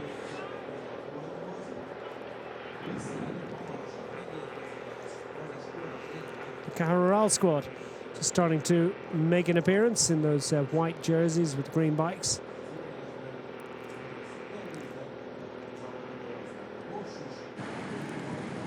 Pedro Prada is not able to produce yesterday. Daniel Babor, Tomasz Barta also mind their lineup. Do they fancy perhaps a bit of an ambush, trying to produce a counter-attack, produce a new breakaway? It's still almost 40 kilometres to go.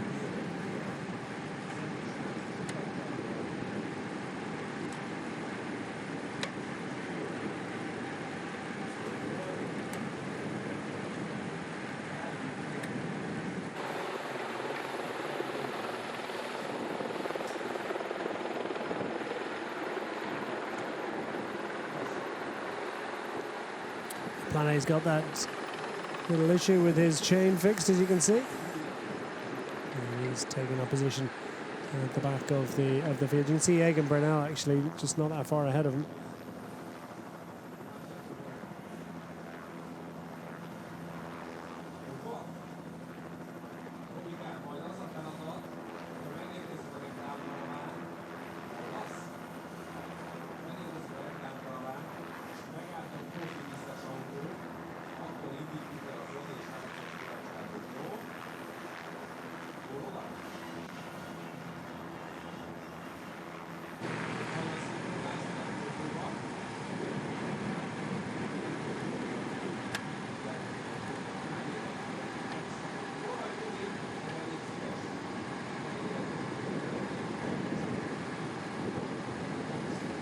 And Turek's the big engine in here, isn't he? Rodolfo has got plenty about him, and as you can see, he too has been off his bike.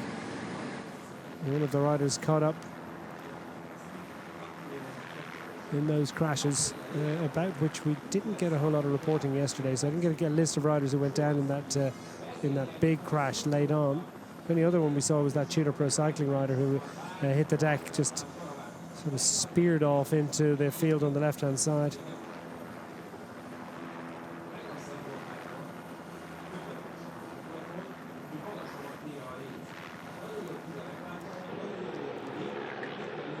UAE Team Emirates just trying to make sure that their man is in perfect and prime position.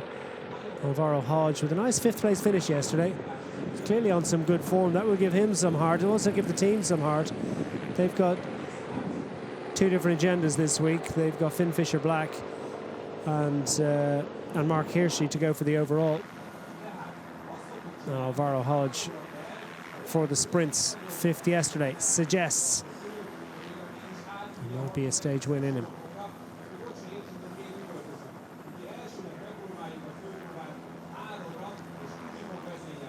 And we're coming up to the point for the riders up front, at any rate, where the road will start to rise, and it'll start to grip a little bit.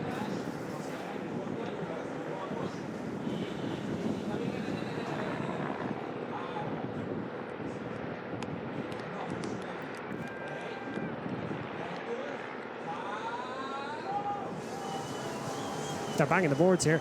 Tell you what, well, they got Big Bird. They've got a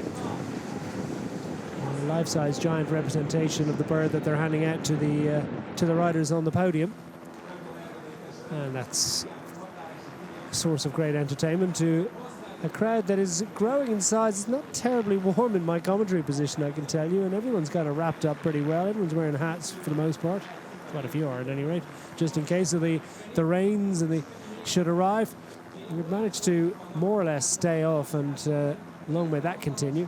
But that great overshot head shot from the heli just gives you a great sense of the pace and indeed the washing machine effect as the Kometa-Xstra squad just try to roll around at the front. It's Sam Bennett that hits the front, albeit briefly. His lead-up man, Danny Van Poppel. And it looks to me as if they kind of want to maintain prime position here. Don't want to get caught out if things get a bit physical on this climb. The Tudor Pro Cycling squad in prime position as well. Maybe, just maybe, the wind could be a factor here as well. I think it's more likely to be the former. But you can see the way some of the other teams just sensing the necessity to ensure, and of course you've always got the twin agenda that the sprinters want to make sure they don't get caught out, distanced. And Sam Bennett just jumping up and down. I wonder, was he testing the pressure in his tyres? going to make a left turn here. There are vehicles ahead, which tells the main peloton that they're not that far from the leaders up front, whose gap is assessed still at 40 seconds. But this is going to be a frantic few kilometres, I think, for Turek. They make the left turn, and this is now the point at which this hill begins to grip. A few spots of rain on the commentary box window. I think whatever about rain out the road, rain in the finish is not what they want. Particularly after such a demanding, challenging, and as Dylan Groenewegen said to us yesterday, hectic finale. He said it about 5 times. I couldn't agree more. It was certainly pretty hectic. It's getting hectic here. It's getting a bit noisy. Apologies if it's bleeding through my effects microphone. There's no draft exclusion here at the front of my commentary positions. It's almost like being outside. And that's helping to make it a little bit noisy in here as well.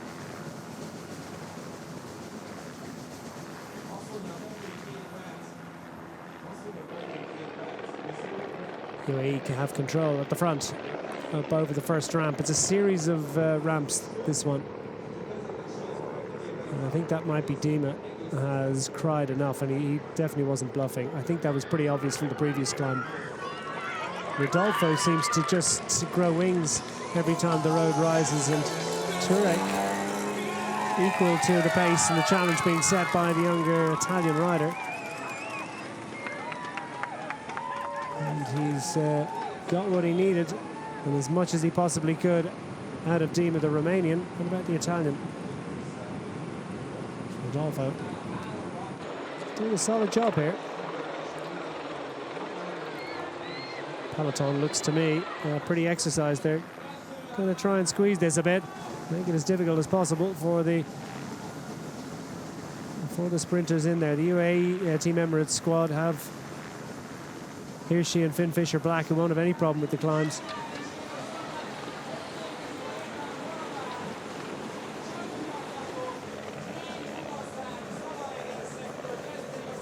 Ineos Grenadiers squad. I'll remind you that Lucas Papp, unfortunately, forced to abandon after yesterday's stage. Mild case of concussion. He's being monitored. Dima's going to be back in the fold any minute now. That relief he got of not having to continue to make the effort to try and stay in the wheel of his breakaway companions, well, that's short-lived, isn't it? Because Peloton are going to swarm up and over him. He'll be out the back with still 35 kilometres to ride. Any second now, unless he can just about manage to hang on. It's extraordinary the way you get an incredible boost, an incredible recovery, just in the maybe a minute of not having to make an effort. And just that minute from the point where he's dropped by the brake and caught by the main peloton might just offer him enough recovery that he can stay with this team this peloton for a little while longer. 26 seconds, it's going to be knife-edge stuff.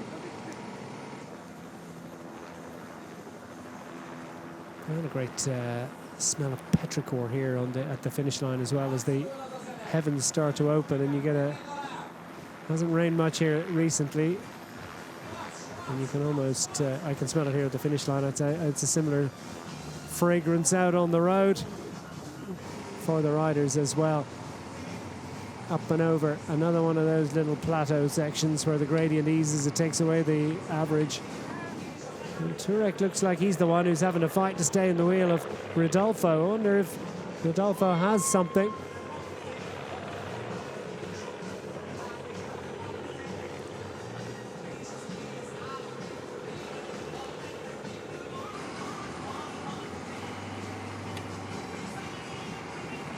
Rodolfo looking behind himself. Was that behind a Turek as if to say, come on, give me a turn, or was that behind to see where the peloton are?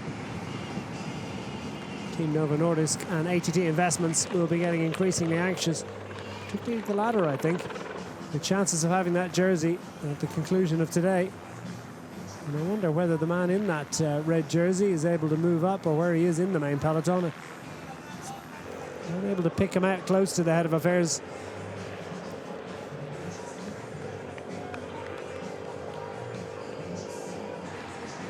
Egan Bernal will be satisfied. Dima now already at the back of the main peloton and frantically trying to hang on for a little while longer. If he gets over the climb, he's got a great shot of getting to within the last couple of kilometres of the finish before, you know, in the body of the main peloton, and it looks like they're going to get to contest the points because Rodolfo not satisfied. Well, there's still a distance from the top here, just a little bit of a pause. And Rodolfo goes to try and hoodwink Turek. It's not that easy to do that from the front, especially not for an old hand like Turek. He's been around the block a few times at this point.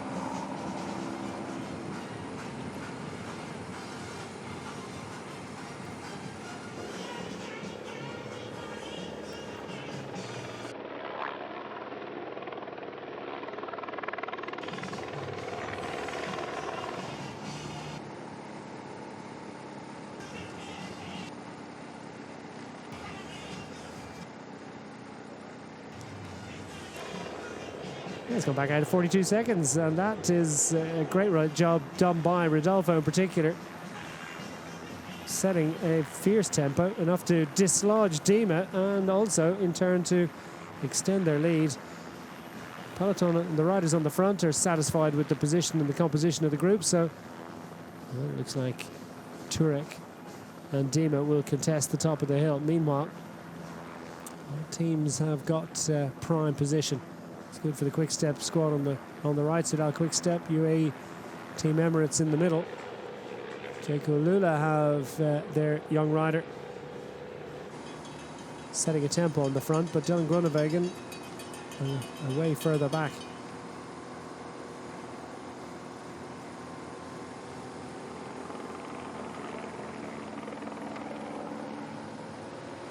Yeah, Rodolfo will be feeling the heat in the back of his neck now, won't he?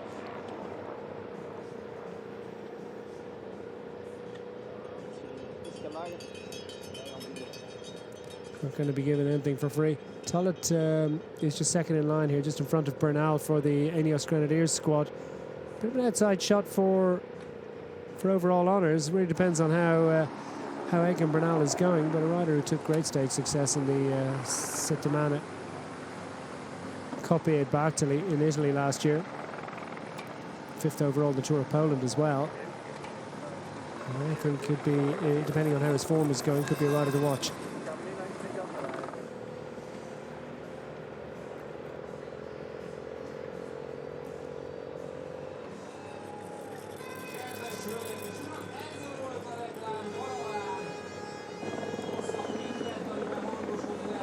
So Rodolfo is starting to feel a little bit anxious about the intentions of Daniel Turek. He's not going to be caught out. Turek goes the other side. He's not going to be hoodwinked that easy, is he? And Rodolfo has the strength, and Turek's absolutely out on his wheels here. Rodolfo is younger, just stronger, and frustration for Turek because he knows that was his chance of taking the lead in this mountains classification. So now it is the mountains leader that will hope to hang on for third, and if he does it, this will be enough to take the final point across the line. Solid job done by the leader of the King of the Mountains, who knew what he had to do. So Matos Stojcek will remain in that mountains jersey. Daniel Turek will go up into well, he'll actually go fourth, I think, in that competition. No, what am I saying? Go second. Anyway, no doubt about the man that's going to be in red at the end of today. It is Matos Stojcek from the ATT Investment Squad. That little minor plot is complete. And now the riders will plunge down off the descent and head towards the conclusion. We're down to 30 kilometres remaining of 175, which were stretched out in front of the riders when they began the day at Zalaegerszeg in western Hungary, with a stage billed as one for the sprinters. Is that the way it's going to play out? Well, it's just a handful of seconds advantage now for the final two riders from the four-man breakaway, which raced clear of the field right from the get-go. Filippo Rodolfo and Daniel Turek still there, but I think resigned to their fate at this stage. And a moment just to chat about what they've achieved today. They ride along the break all day, and they don't really have much time to chat or They've exchanged pleasantries, but they have this sort of unspoken bond between them about what they've done. So it's nice to be able to sort of articulate that with a bit of a chat. So not much chance of persevering with this one. The peloton are winding it up for the big gallop, and they'll be coming back very shortly.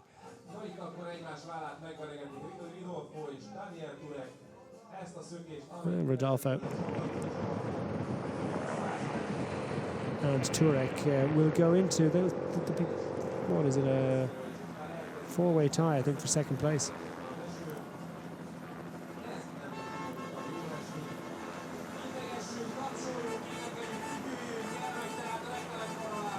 Still a sprint to go for bonus seconds and points towards the points classification.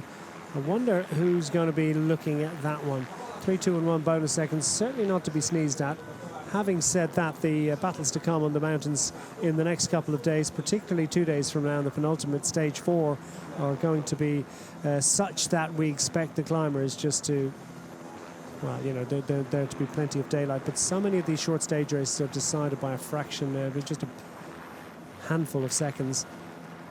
So it will be interesting to see which of the general classification contenders show some interest in that. And if they do, well, almost inevitably, their sprinter or one of their faster men in their team might be required for lead out and also required to try and prevent one of the other GC riders from taking those bonus seconds. So it might be just that it might be deemed more trouble than it's worth.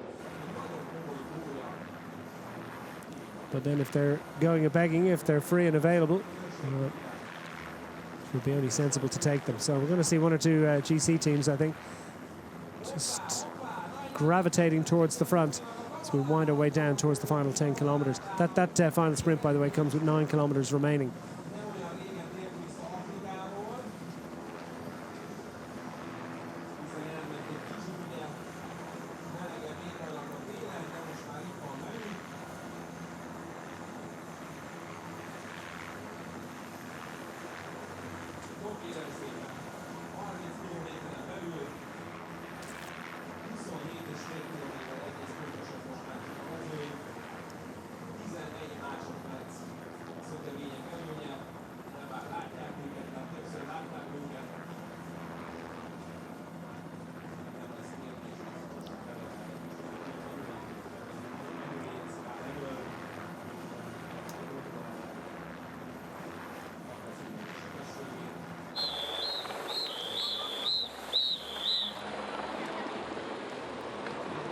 The peloton plunging down towards the flat road that will take them through to the conclusion of today's stage.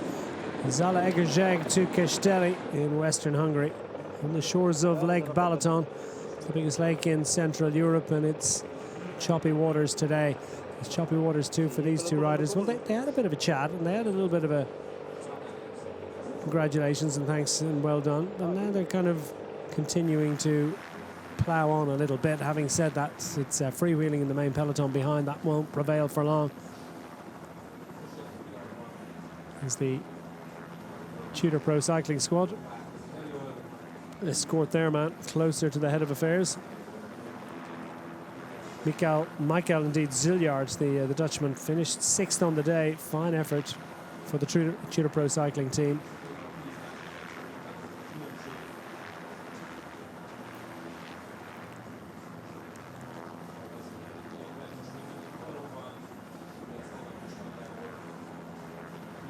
I wouldn't be at all surprised to see Stoychev just go up and see if he could maybe pinch those 3 bonus seconds as well. We come down to 9 kilometres to go. See how the ATT investment squad play it. Were he to take the 3, and were none of the 3 riders that were in the top 3 yesterday to score bonus seconds to finish in the top 3 today, then I think he'd be, well, indeed, it's about Groenewegen, isn't it? If he took the 3 there, and Groenewegen didn't manage to score at least 4 bonus seconds at the finish line, well, then he would potentially take over the overall race lead, and that'd be an absolutely massive situation for the ATT investment squad. So weirdly, there might be some thinking here about trying to ensure that Turek doesn't hang on until that. Well, it's unlikely to happen. There are many different ways you could play it.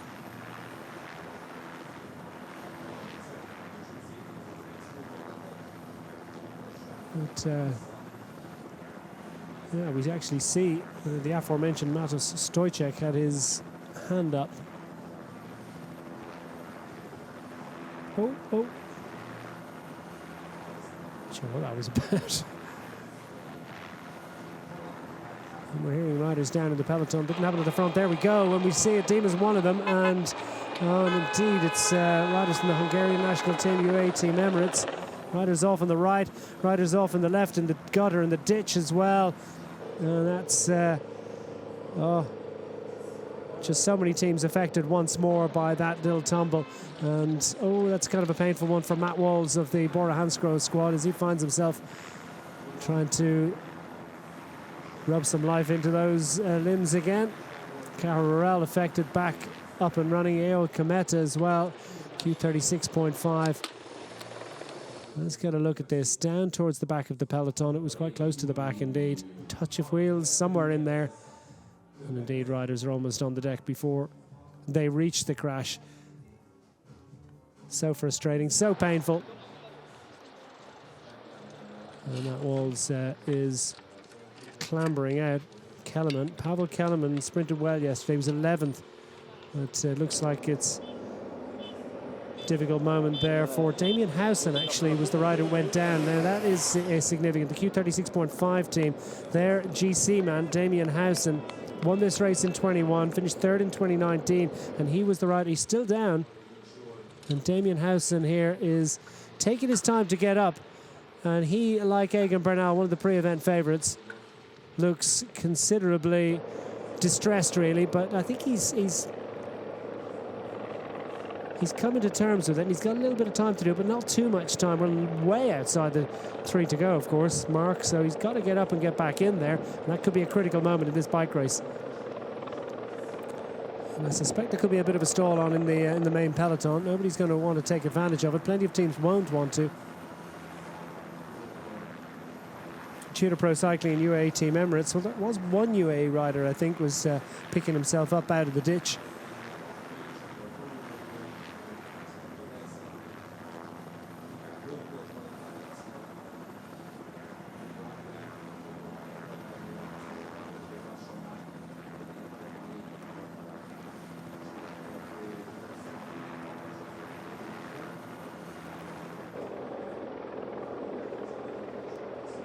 Head of the race, they've been given a reprieve. Ridolfo is so strong. Turek is pretty strong. Stojcek took the final point on offer at the second of the climbs. And that, by my calculation, ought to be enough to keep him in that jersey for another day at least, as the main peloton somewhat shrunken in size.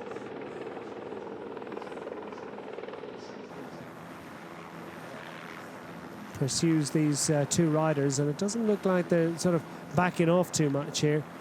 I don't think there were too many sprinters involved, and maybe they just feel, well, we'll just continue to do our business. The only thing is,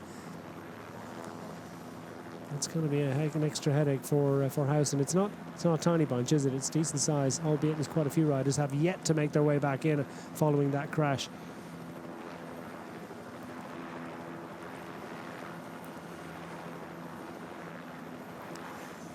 And the yellow colours of the local team, the Epronex Hungary cycling team. The publicity cavalcade is starting to make its way in, and various race vehicles, you might have heard chaos start to increase. Down towards the bottom of the shot, in the yellow, blue shorts, Groenewegen safely nestling in the right end of the peloton.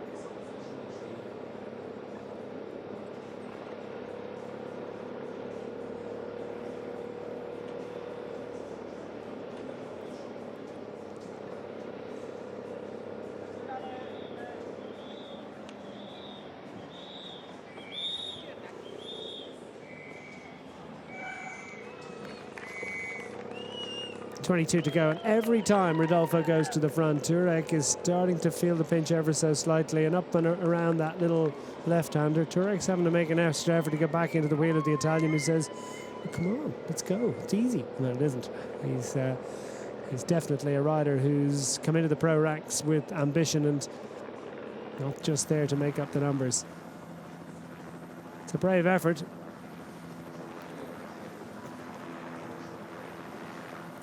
And you can see riders plunging down into that little right-left flick at the back of the main peloton, making their way back on. They'll be coming back on for a while, I think. And one wonders how Howson is.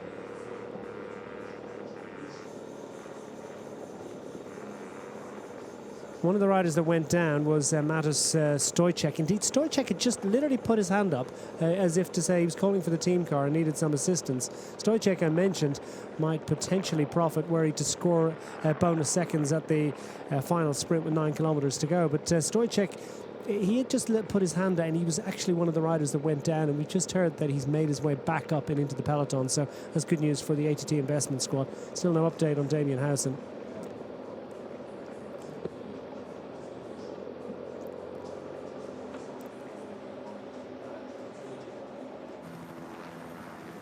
Meanwhile, the overhead shot tells its story. That's the Tudor Pro Cycling team for the second day in a row, showing great intent. The black jerseys of the Swiss registered squad. Michael Zilliard, the Dutchman there, man to sprint up at the very head of affairs. Well, the Quick-Step squad want to take control once more. And those white and blue, navy blue jerseys, then indeed Bora Hansgrohe. So a turquoise jersey with the red flashing. That's for Sam Bennett in green, wearing that green points jersey. Meanwhile, Rodolfo says, I might have had enough at this point, and Tourek's having to make an effort to get back in the wheel. And we missed that. Was it a full-blooded attack? Or was it just the gradient? I suspect it was the former. It's Turek, a little bit of a shake of the head, as if I'm not sure I can take much more of this. The brollies are up here at the finish line. I can tell you this image is from just down below my commentary unit. Well, there'll be no red lights as they make their way to the line. And they're banging the boards, and there's great enthusiasm. They've been here for ages, and they've got a little while to wait, about another half hour. Showing it 15 degrees centigrade. If it is, it's got a little bit of wind chill to go with it. It's definitely testy enough. It's chilly enough in my commentary position, I can tell you. I'll put my jacket on. Shimano neutral service motorcycle, the only vehicle in between our lead duo up front and the main peloton behind that are about to close them down. Tudor Pro Cycling still in control. Still, too, it is the Quick-Step squad. Soudal Quick-Step, that white jersey, Fabio Jakobsen, handily placed. And just reordering their lineup so that Michael Morku, number 64, will be last man in front of Fabio Jakobsen. Inside 20 to go. We want to get fully and correctly organised. Dylan Groenewegen in yellow with his team around him. And there you have the ATT. Has Stoychev got a problem with his bike? Well, he's got about 9 kilometres to get it fixed if he's to go for those intermediate bonus seconds.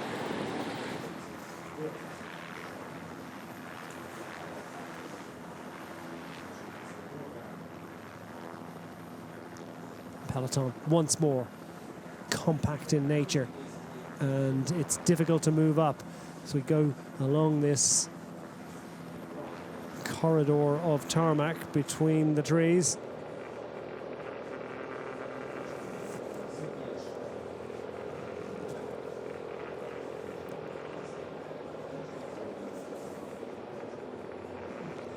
Well, you wouldn't have bet on this one lasting as long as it has. The peloton have just judged it nicely, and Rodolfo and Turek's strength has enabled them to stay out front longer than you might have imagined. Oh, we're hearing the Aurora riders down. Would you believe it? It's another crash, and these roads are made slick, I think, by a lack of rain of late, and that is, well, painful looking one. It was Conor Shunk that was on the ground, Hungarian national team. Let's get a look at this again, and it's just a touch of wheels close to the back, and as you can see, riders hit the deck There's almost nothing they can do about it. One of the Ineos Grenadiers riders, along with a couple of representatives of the host nation, a rush of the Hungarian national team. Valens, the youngest rider in the bike race, a teenager who's having something of a baptism of fire. And one of the Jaco and Lula riders, was it? Did I just pick up on Rudy Porter, the young rider who's done so much great work already this week?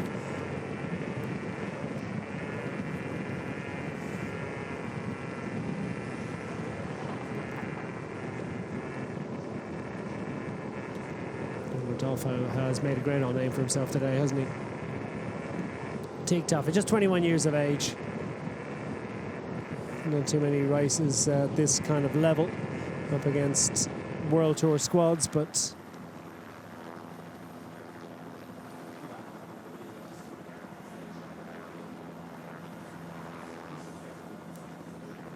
clearly he's a rider of emerging strength and developing ability.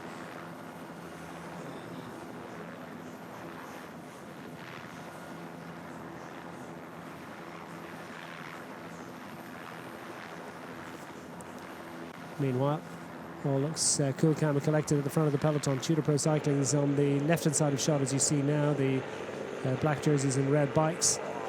And then the DSM squad trying to appear as well. Also dark colours, those blue stripes. DSM going to put something together for Casper van Uden. Plenty of Dutch sprinting ability here this week. Siljard, Uden, Jacobsen, and of course Dylan Groenewegen, who's in yellow after his victory yesterday. Is he going to back it up down to the last 16 kilometres and down to just 2 riders from the breakaway? Turek is really starting to feel it, pulling a bit of a pain face. Not sure how many more turns he's got left to give to Filippo Rodolfo.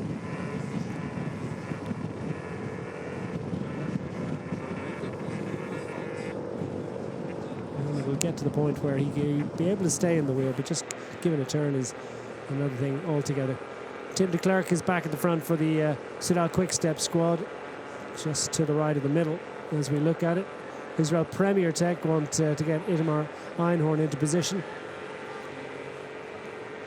De Klerk moves across to the right-hand side with the rest of the team, and that potentially squeezes the Tudor Pro Cycling squad, asking a question of the, or perhaps presenting an opportunity, depending on how you look at it, for the Bora Hansgrohe squad to move up. As they've got, looks like Ryan Mullen now on the front. Yeah, for the Bora Hansgrohe squad, just the big old engine just to start to wind up that lead out. And Mullen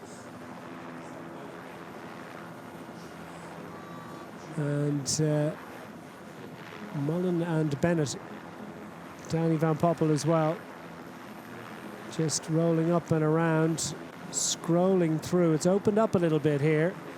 I don't know what teams are going to take advantage of a rare opportunity to make their way to the front. Tiptoeing their way right and then into this left-hander.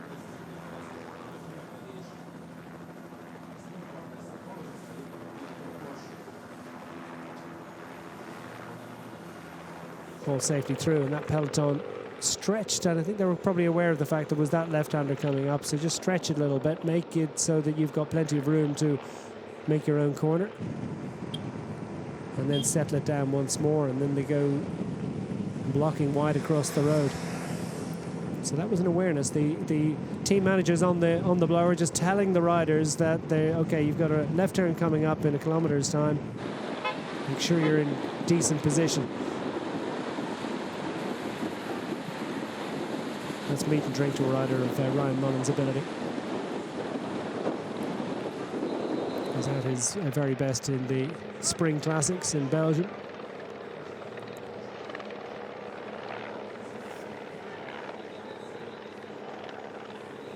Back to the Soudal Quick-Step squad on the front of the peloton. Indeed, they are starting to close down once more on the advantage of your 2 out front. Just dangling there now.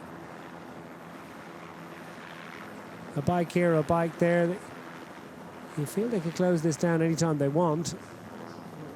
Do they want? Sidal quick step up the middle for Caleb Ewan.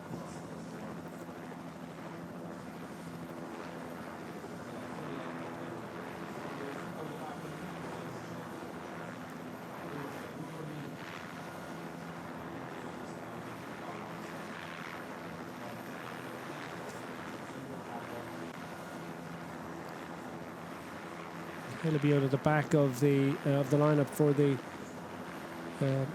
Lotto Destiny squad. Ashford voiced his lead-out man, just one in front.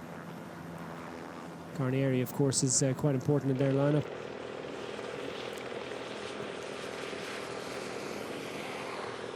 Inside 13 to go. There's only one rider on the front of this group, as he has been for ages at this point, proving to be the strongest rider in the breakaway.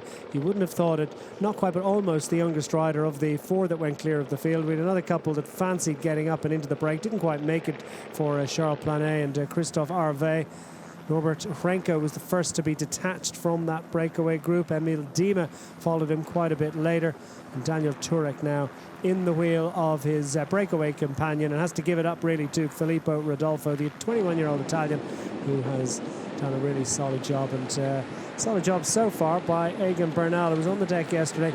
Must be feeling the effects of that. Another little stall in the peloton gets everyone's attention. The squeals, of course, of disc brakes probably wouldn't be help their thinking. So Gianluca Brambilla just one in front of him there, the Italian rider for the Q36.5. No update on Damien Howson's whereabouts. And it's chapeau, congratulations to the breakaway. The time out front looks like it's done. It's congratulations and well done to Daniel Turek as well. He's got plenty out of the day, and he congratulates Filippo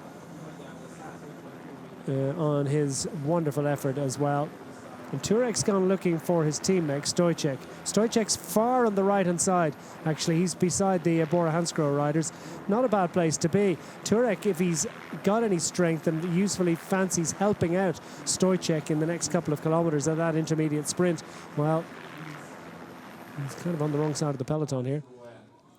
But Turek, fist bump, and well done to the young rider from Team Novo Nordisk, Filippo Rodolfo from Udine in Italy. So Tim de Klerk is still there and still capable of managing his effort. And he's going to stay in the line as well, which is impressive. He's going to stay there for a little while as Masnada picks it up in the front. Saw this yesterday, Fausto Masnada. Not sure he's going to have the legs for a GC push. And they set up with Yves Lampert, Michael Morkov, and then Fabio Jakobsen in that white jersey of European road race champion.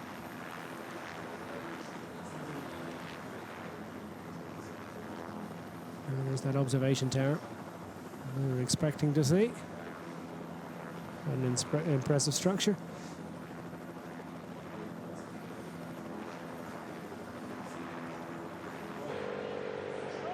Get busy up there, isn't it? Lotto Destiny have joined the fight. Those blue helmets and red jerseys, meanwhile the orange helmets on the heads of the Bahrain victorious squad. Phil Bauhaus in the hunt. Great old cheer from the local crowds to welcome the riders through their village.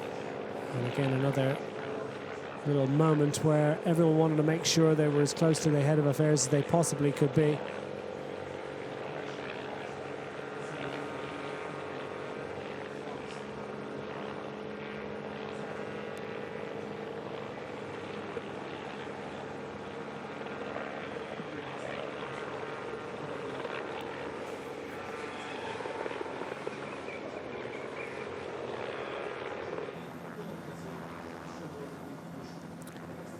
Through the right-hander, 10.3 to go. Again, I'll remind you, 9 kilometres even is, according to the road book, is the point of that intermediate sprint.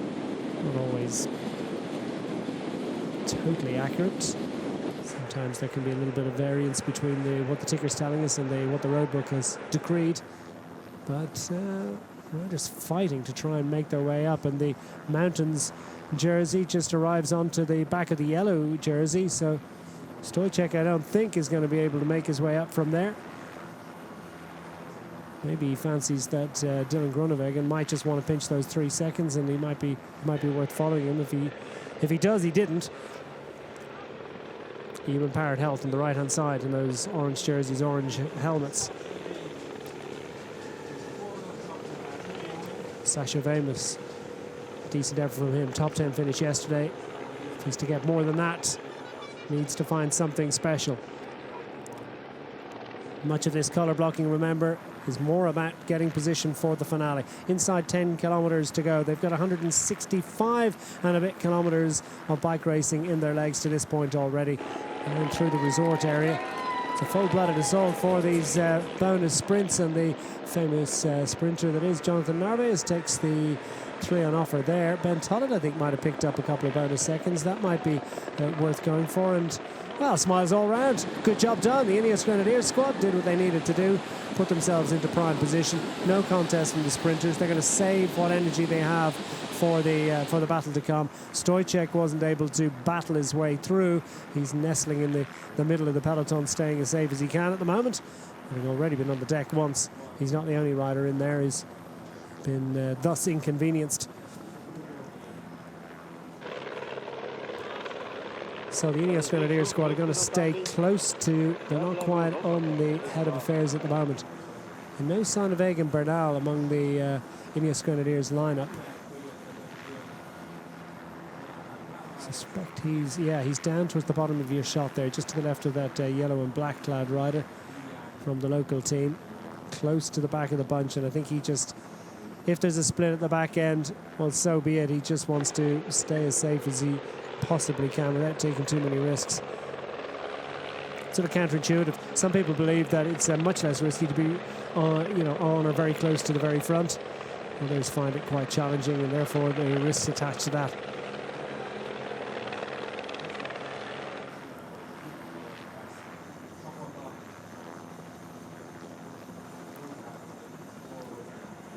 Eight kilometres remaining with stage 2 of the Tour of Hungary.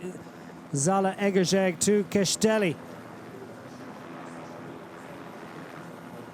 Some flew east, some flew west. Put it back together again. Looks like the stronger riders were on the left. Stronger riders at the front at any rate.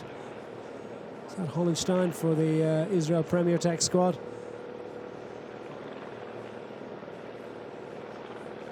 Israel Premier Tech with designs on glory for Itamar Goldstein. Sorry, Itamar Einhorn. They do have a sprinter called Goldstein.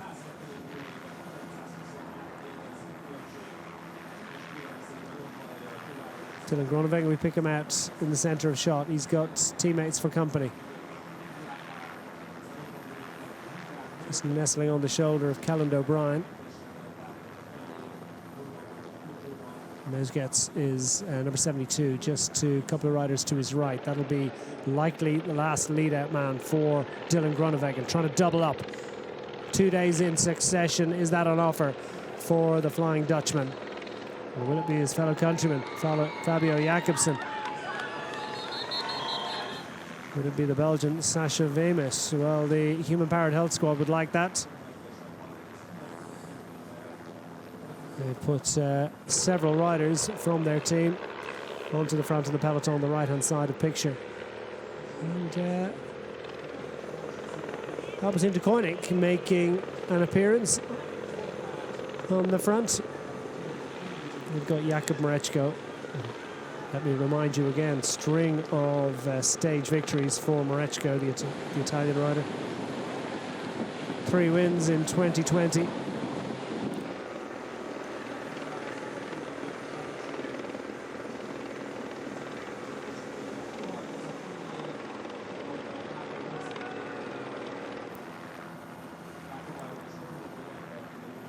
So that intermediate sprint, we're just hearing full confirmation, and in case you were wondering, it was Jonathan Narvaez, it was Ben Tollett, And third across the line, taking the single bonus second, was Jasper de Boist.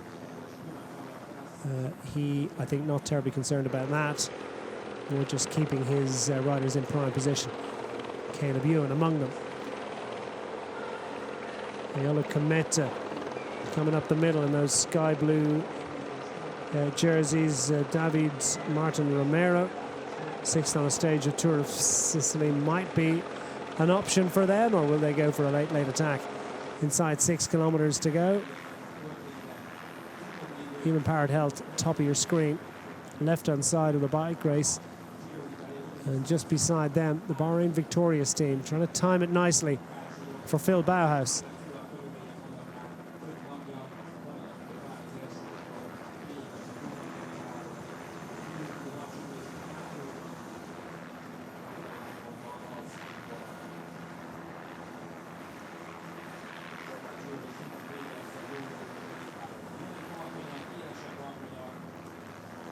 And every one of these bends is absolutely treacherous, isn't it? Those roads are like glass, and they haven't seen a lot of rain in the last week or so.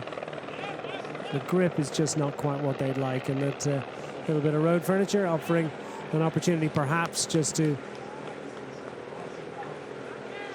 jog up the left-hand side and make your way closer to the head of affairs. Jaco Alula's squad still sitting sort of in second row, but they've got the numbers here, and I think they're going to just race through the gap in the middle.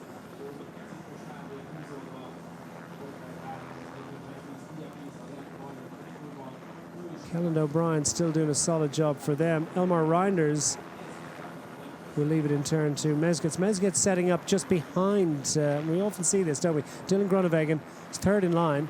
Mezgec's final lead-out man is actually behind him at the moment. But they'll swap quite close to the finish line within the final kilometre. At the moment, well, half the bike race would really like Dylan Groenewegen's wheel, and it's just a bit of extra protection and a bit more, it's a bit easier to manage the situation for Dylan Groenewegen if they put an extra rider between him and anyone who was designs on feeding off the lead out of the Jaco Alula squad. Absolutely flat out for some riders to maintain position on the frontier. It's incredible, isn't it? Just how much effort is required just to get to the front and stay there. These bends causing all sorts of trepidation and panic among the riders on the front and, well, midway around the peloton as well, but also offering an opportunity to stretch the peloton thin, make things a little bit less complicated. Less perilous, I suppose, is what I meant to say. It's a bit of extra complication for riders who would like to move up. And a little hi, how you doing, from the Lotto Destiny team. Caleb Ewan got in a bit of a bun fight at the close to the conclusion of yesterday's stage, didn't he, with Dylan Groenewegen. Groenewegen found a way through, and the Lotto Destiny squad going over to nestle up against the Soudal Quick-Step team on the left-hand side of your picture. Tudor Pro Cycling adding a bit of complication in there with their man on the front. Bit of movement around, this confirmation. Forget the points. It's about those bonus seconds. Narvaez, Tullett and De Boist. And that of minor consideration right now as Human Powered Health continue to crank it up on the left-hand side of the bike race. Down to the final 3 kilometres.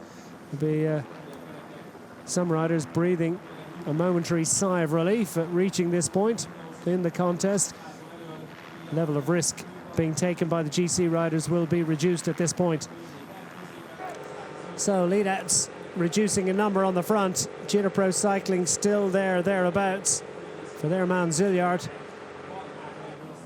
And it's certainly getting physical in there. The Bora Hansgrohe squad, a little bit anonymous at the moment. Shane Archibald in the middle of your shot, just trying to feed off opportunities from the Lotto Destiny squad. Probably wondering where Sam Bennett is. Well, Bennett is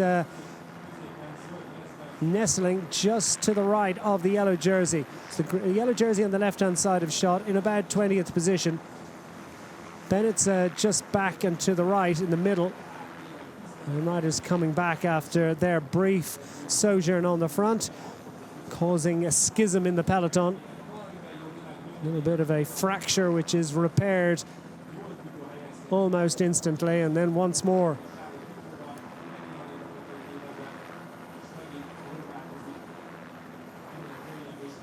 That fissure is created by the roundabout, and put it back together. And there now a lot of destiny. They were over on the right-hand side of the road not so long ago, find themselves over on the left. DSM want to get on, and Ilmor Einhorn is not going to get to sprint today. Frustration for the Israel Premier Tech rider as Team DSM tried to take command. And this little bit of a drag between kilometre 2 to kilometre 1 to go is very demanding indeed. Great effort being shown by Elmar Reinders to put his man Groenewegen into prime position close to the head of affairs. They've slowed almost to a crawl. Well, I tell you what, it's a lot faster than a crawl, but it appears to be a crawl compared to the speed they were going just a few moments ago. 1,500 metres remaining of stage 2. A lot of destiny have put their man into prime position. Caleb Ewan third in line, left-hand side of your shot in that white helmet. It's distinctive and different to that of his teammates, and he gets over these little climbs better than most. So too Sam Bennett, just starting to move up as well, as everyone wants to make sure they're not going to be caught out. Approaching the kite, there's a gap between the peloton, an opportunity up the middle perhaps. Now the Carroll squad starting to appear for the first time. Haven't seen too much of them. Will this be for Prades? Who have they got to sprint today? A lot of destiny. Have Caleb Ewan second in line. Looking very good at the moment. We're under the kite. Inside 1,000 metres to go. Stage 2 of the Tour of Hungary. And it's a lot of destiny. Have Caleb Ewan sitting third in line. He's going to pick up off the Team DSM lead out now. Trek Segafredo trying to get in the mix. Sam Bennett, they're trying to move up. No sign of the yellow jersey Groenewegen. It's a headwind finish, so it could be the late show. But it's going to be a great old lead out and a great presentation for Team DSM as they've put their man into perfect and prime position. DSM looking good here for Casper Van Uden. Van Uden is ready to launch, and Caleb Ewan ready to come off the wheel. Looks like Danny Van Poppel's about to put Sam Bennett into prime position as well. With 300 metres to go, the yellow jersey looks like he's out of it here unless something remarkable happens. Go for the line is Caleb Ewan. He's up against Van Uden. It's a late show coming from Fabio Jakobsen up the middle of the road. Will it be Caleb Ewan? Out the Bauhaus there as well. No, it's going to be. Would you believe it? The European champion has done it, and that was a fabulous sprint. At the second time of asking, he has produced, and the victory goes to Fabio Jakobsen of the Netherlands. 2 Dutch wins in succession. Celebrations here at the finish line in Castelli as Fabio Jakobsen punches the air, and it's another glorious success in the Tour of Hungary for Fabio Jakobsen, who makes it 3 career successes to match that of Jakub Mrečko, also in the main peloton. But look what that means to him.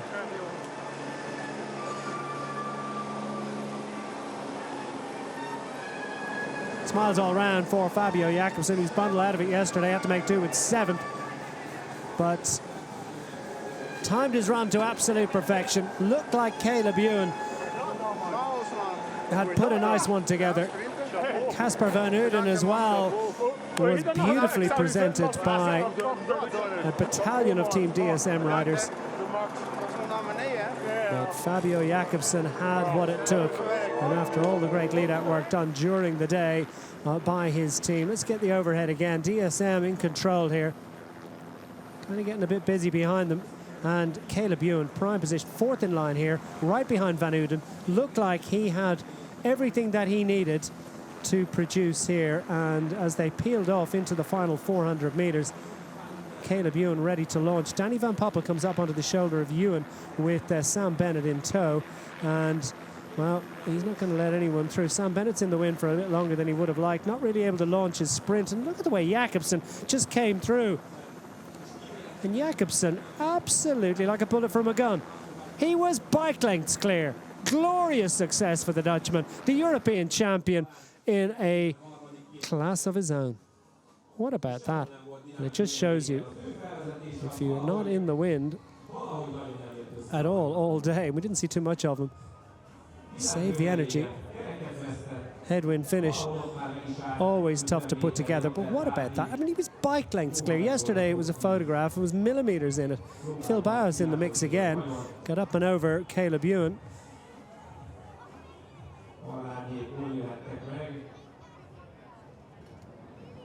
And I think Van Uden hung on for 3rd.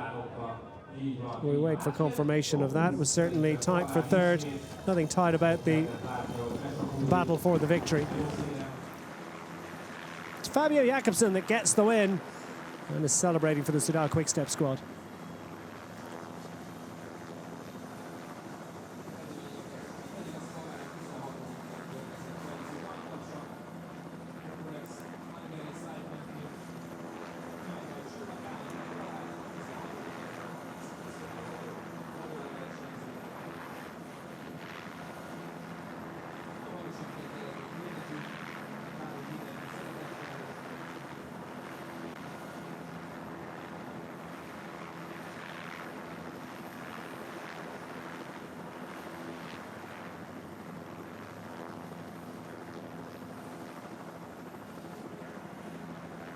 Well, that is the most one of the most visited tourist attractions in all of Hungary. They tell me the most visited palace in all of Hungary. It's a wonderful venue and a wonderful destination point and a wonderful visual stimulation for us, isn't it, as viewers to this wonderful stage of Tour of Hungary, which has just concluded with a glorious success for the Netherlands and for Fabio Jakobsen. Let's relive the final moments again. As Dylan Groeneweggen's pretty much out of it. Didn't have the legs for the fight, really. Didn't, I'm not so sure he didn't have the room to get through if he needed it. So too Sam Bennett, maybe just sitting in the wind here longer than he would have liked. It was absolutely perfect, wasn't it, for Fabio Jakobsen behind. Van Uden as well looked in good shape here, as indeed did Caleb Ewan. And where is the European champion? He's just nestling in the wheels and timing his run to absolute perfection. But I mean, he was just on a different scale, wasn't he, in terms of pace and speed when he launched. He launched at the perfect time. He had the legs, the power, and the momentum. Sheer momentum. And that was extraordinary.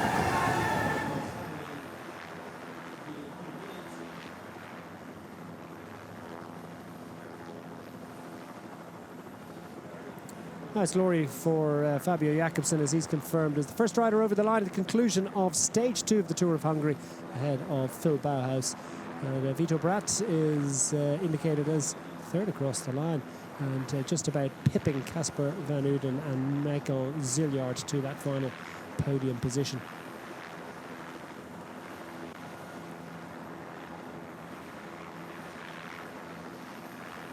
Well, that was an excellent effort from the Team Flanders Baloise squad to get up for a third place finish up against some of the biggest names in world sprinting. Vito Bratt making a bit of a name for himself with that effort.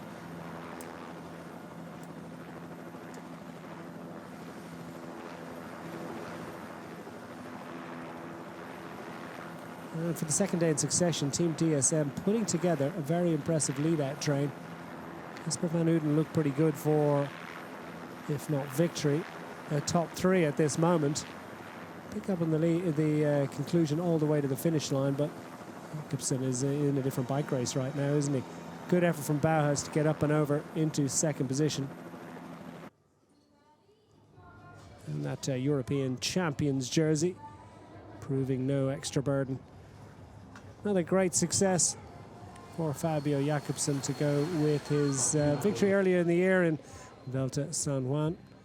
Also got stage success in Tirreno Adriatico, and now makes it a hat-trick at Tour of Hungary. 3 wins for the season, more to come, you feel, and the form coming at just the right moment. What's that done to the overall?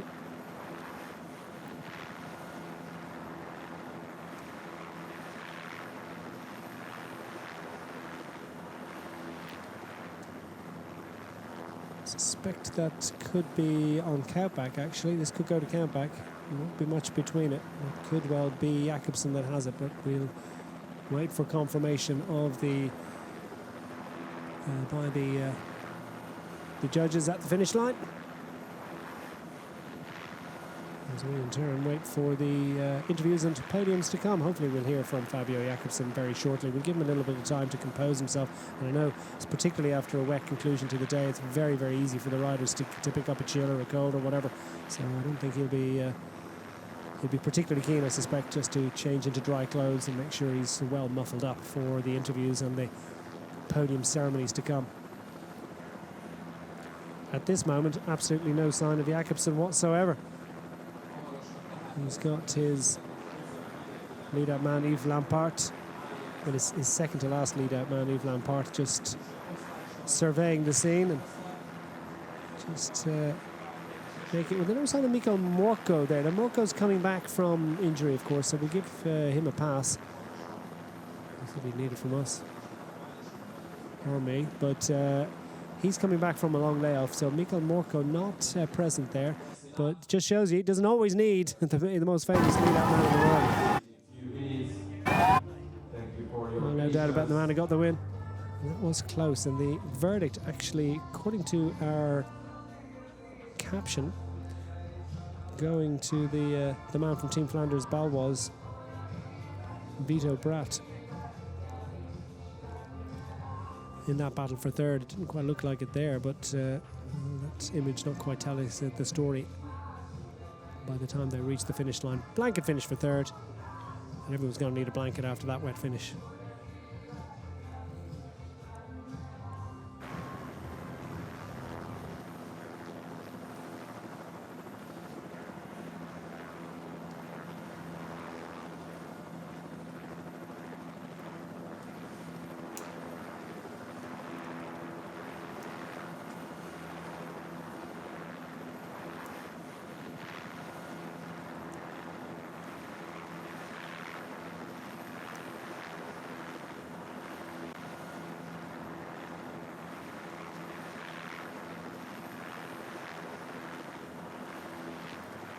Castelli in all its glory, well, it tends to be pretty glorious in the summer. The weather conditions a little bit less than clement today. I tell you what, it was really nice when we arrived here last night.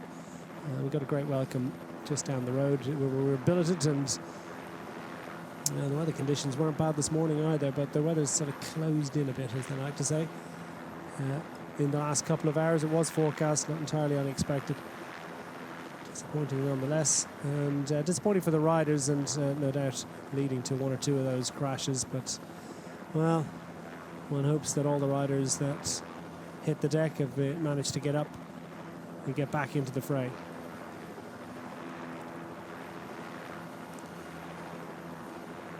Meanwhile, we turn our attention to stage 3, which is set to be a very different character of an event.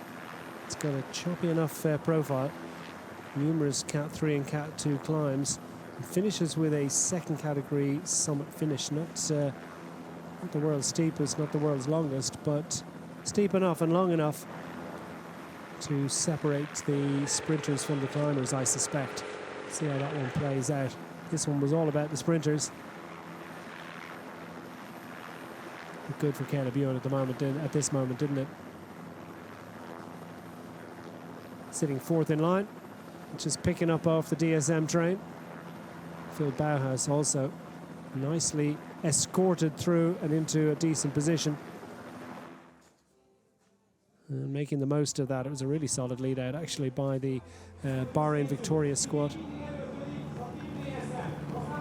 Govakar, I think it was, that dropped him off nicely. And Bauhaus managing to come up and over Caleb Ewan. Frustratingly for him, by the time he did it, Fabio Jakobsen was already home and hosed.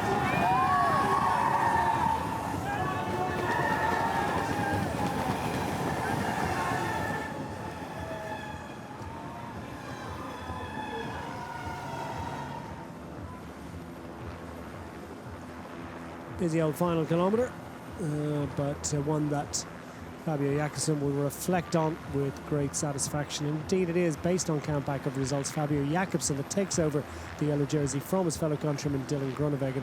Phil Bauhaus has been scoring nicely. He sits third ahead of Sam Bennett. Stoychev now slips to fifth ahead of Ewan, Bratt, Van Hoof, Zilliard and Kopetsky. So mostly sprinters now. Just one or two from the early breaks. Touch 1-2, but it is the Belgian registered team, Soudal Quickstep, that owns the jersey. Wouldn't bet on them still having it by the conclusion of tomorrow's activities. 180 kilometres of racing when we make our way to Pécs. Kaposvar to Pécs tomorrow. And as I say, a category 2 climb to finish. the profile absolutely peppered with climbs. There's 2,500 meters of climbing over 180 kilometers of racing tomorrow. It's going to be a grippy one, and all of the categorized climbs coming in pretty much in the latter half of the day. We've got a finishing circuit that includes category 3 climb to be traversed on multiple occasions, and that category 2 climb, got to get up it a couple of times. Second time of asking, it will be to the finish line. This one was a flat finish line and flat out for glory for Fabio Jakobsen.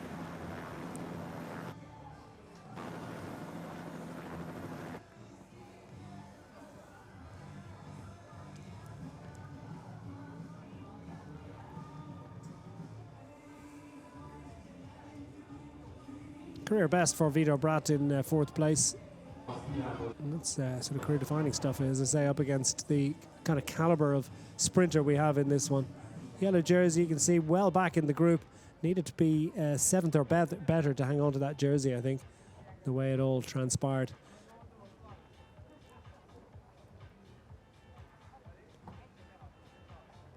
And a big, broad, beaming smile for Fabio Jakobsen. Relief and joy in equal measure.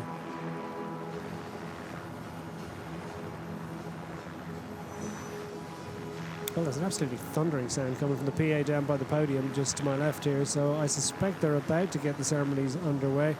Not sure if we're going to be able to catch up with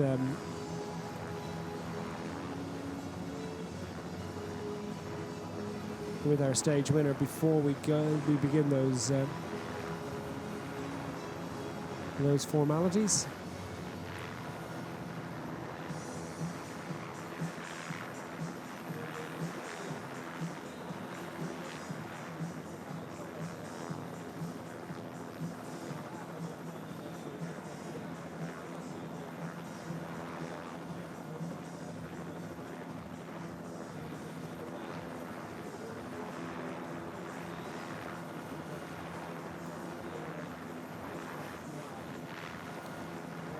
It took them a while to build that extraordinary palace, by the way. They started off in the 18th century. They got it finished well into the 19th century. I think it was the grandson that finally got to complete the topping off ceremony, or whatever it is they did back then.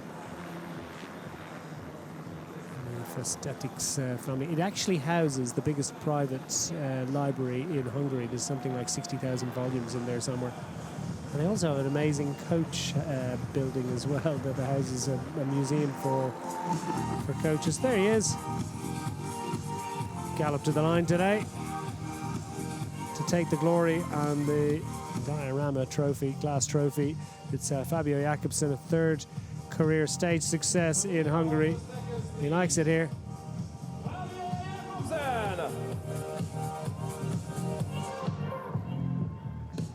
The Dutchman is going to be swapping that European Champions jersey for yellow tomorrow. It's not just stage honours to celebrate.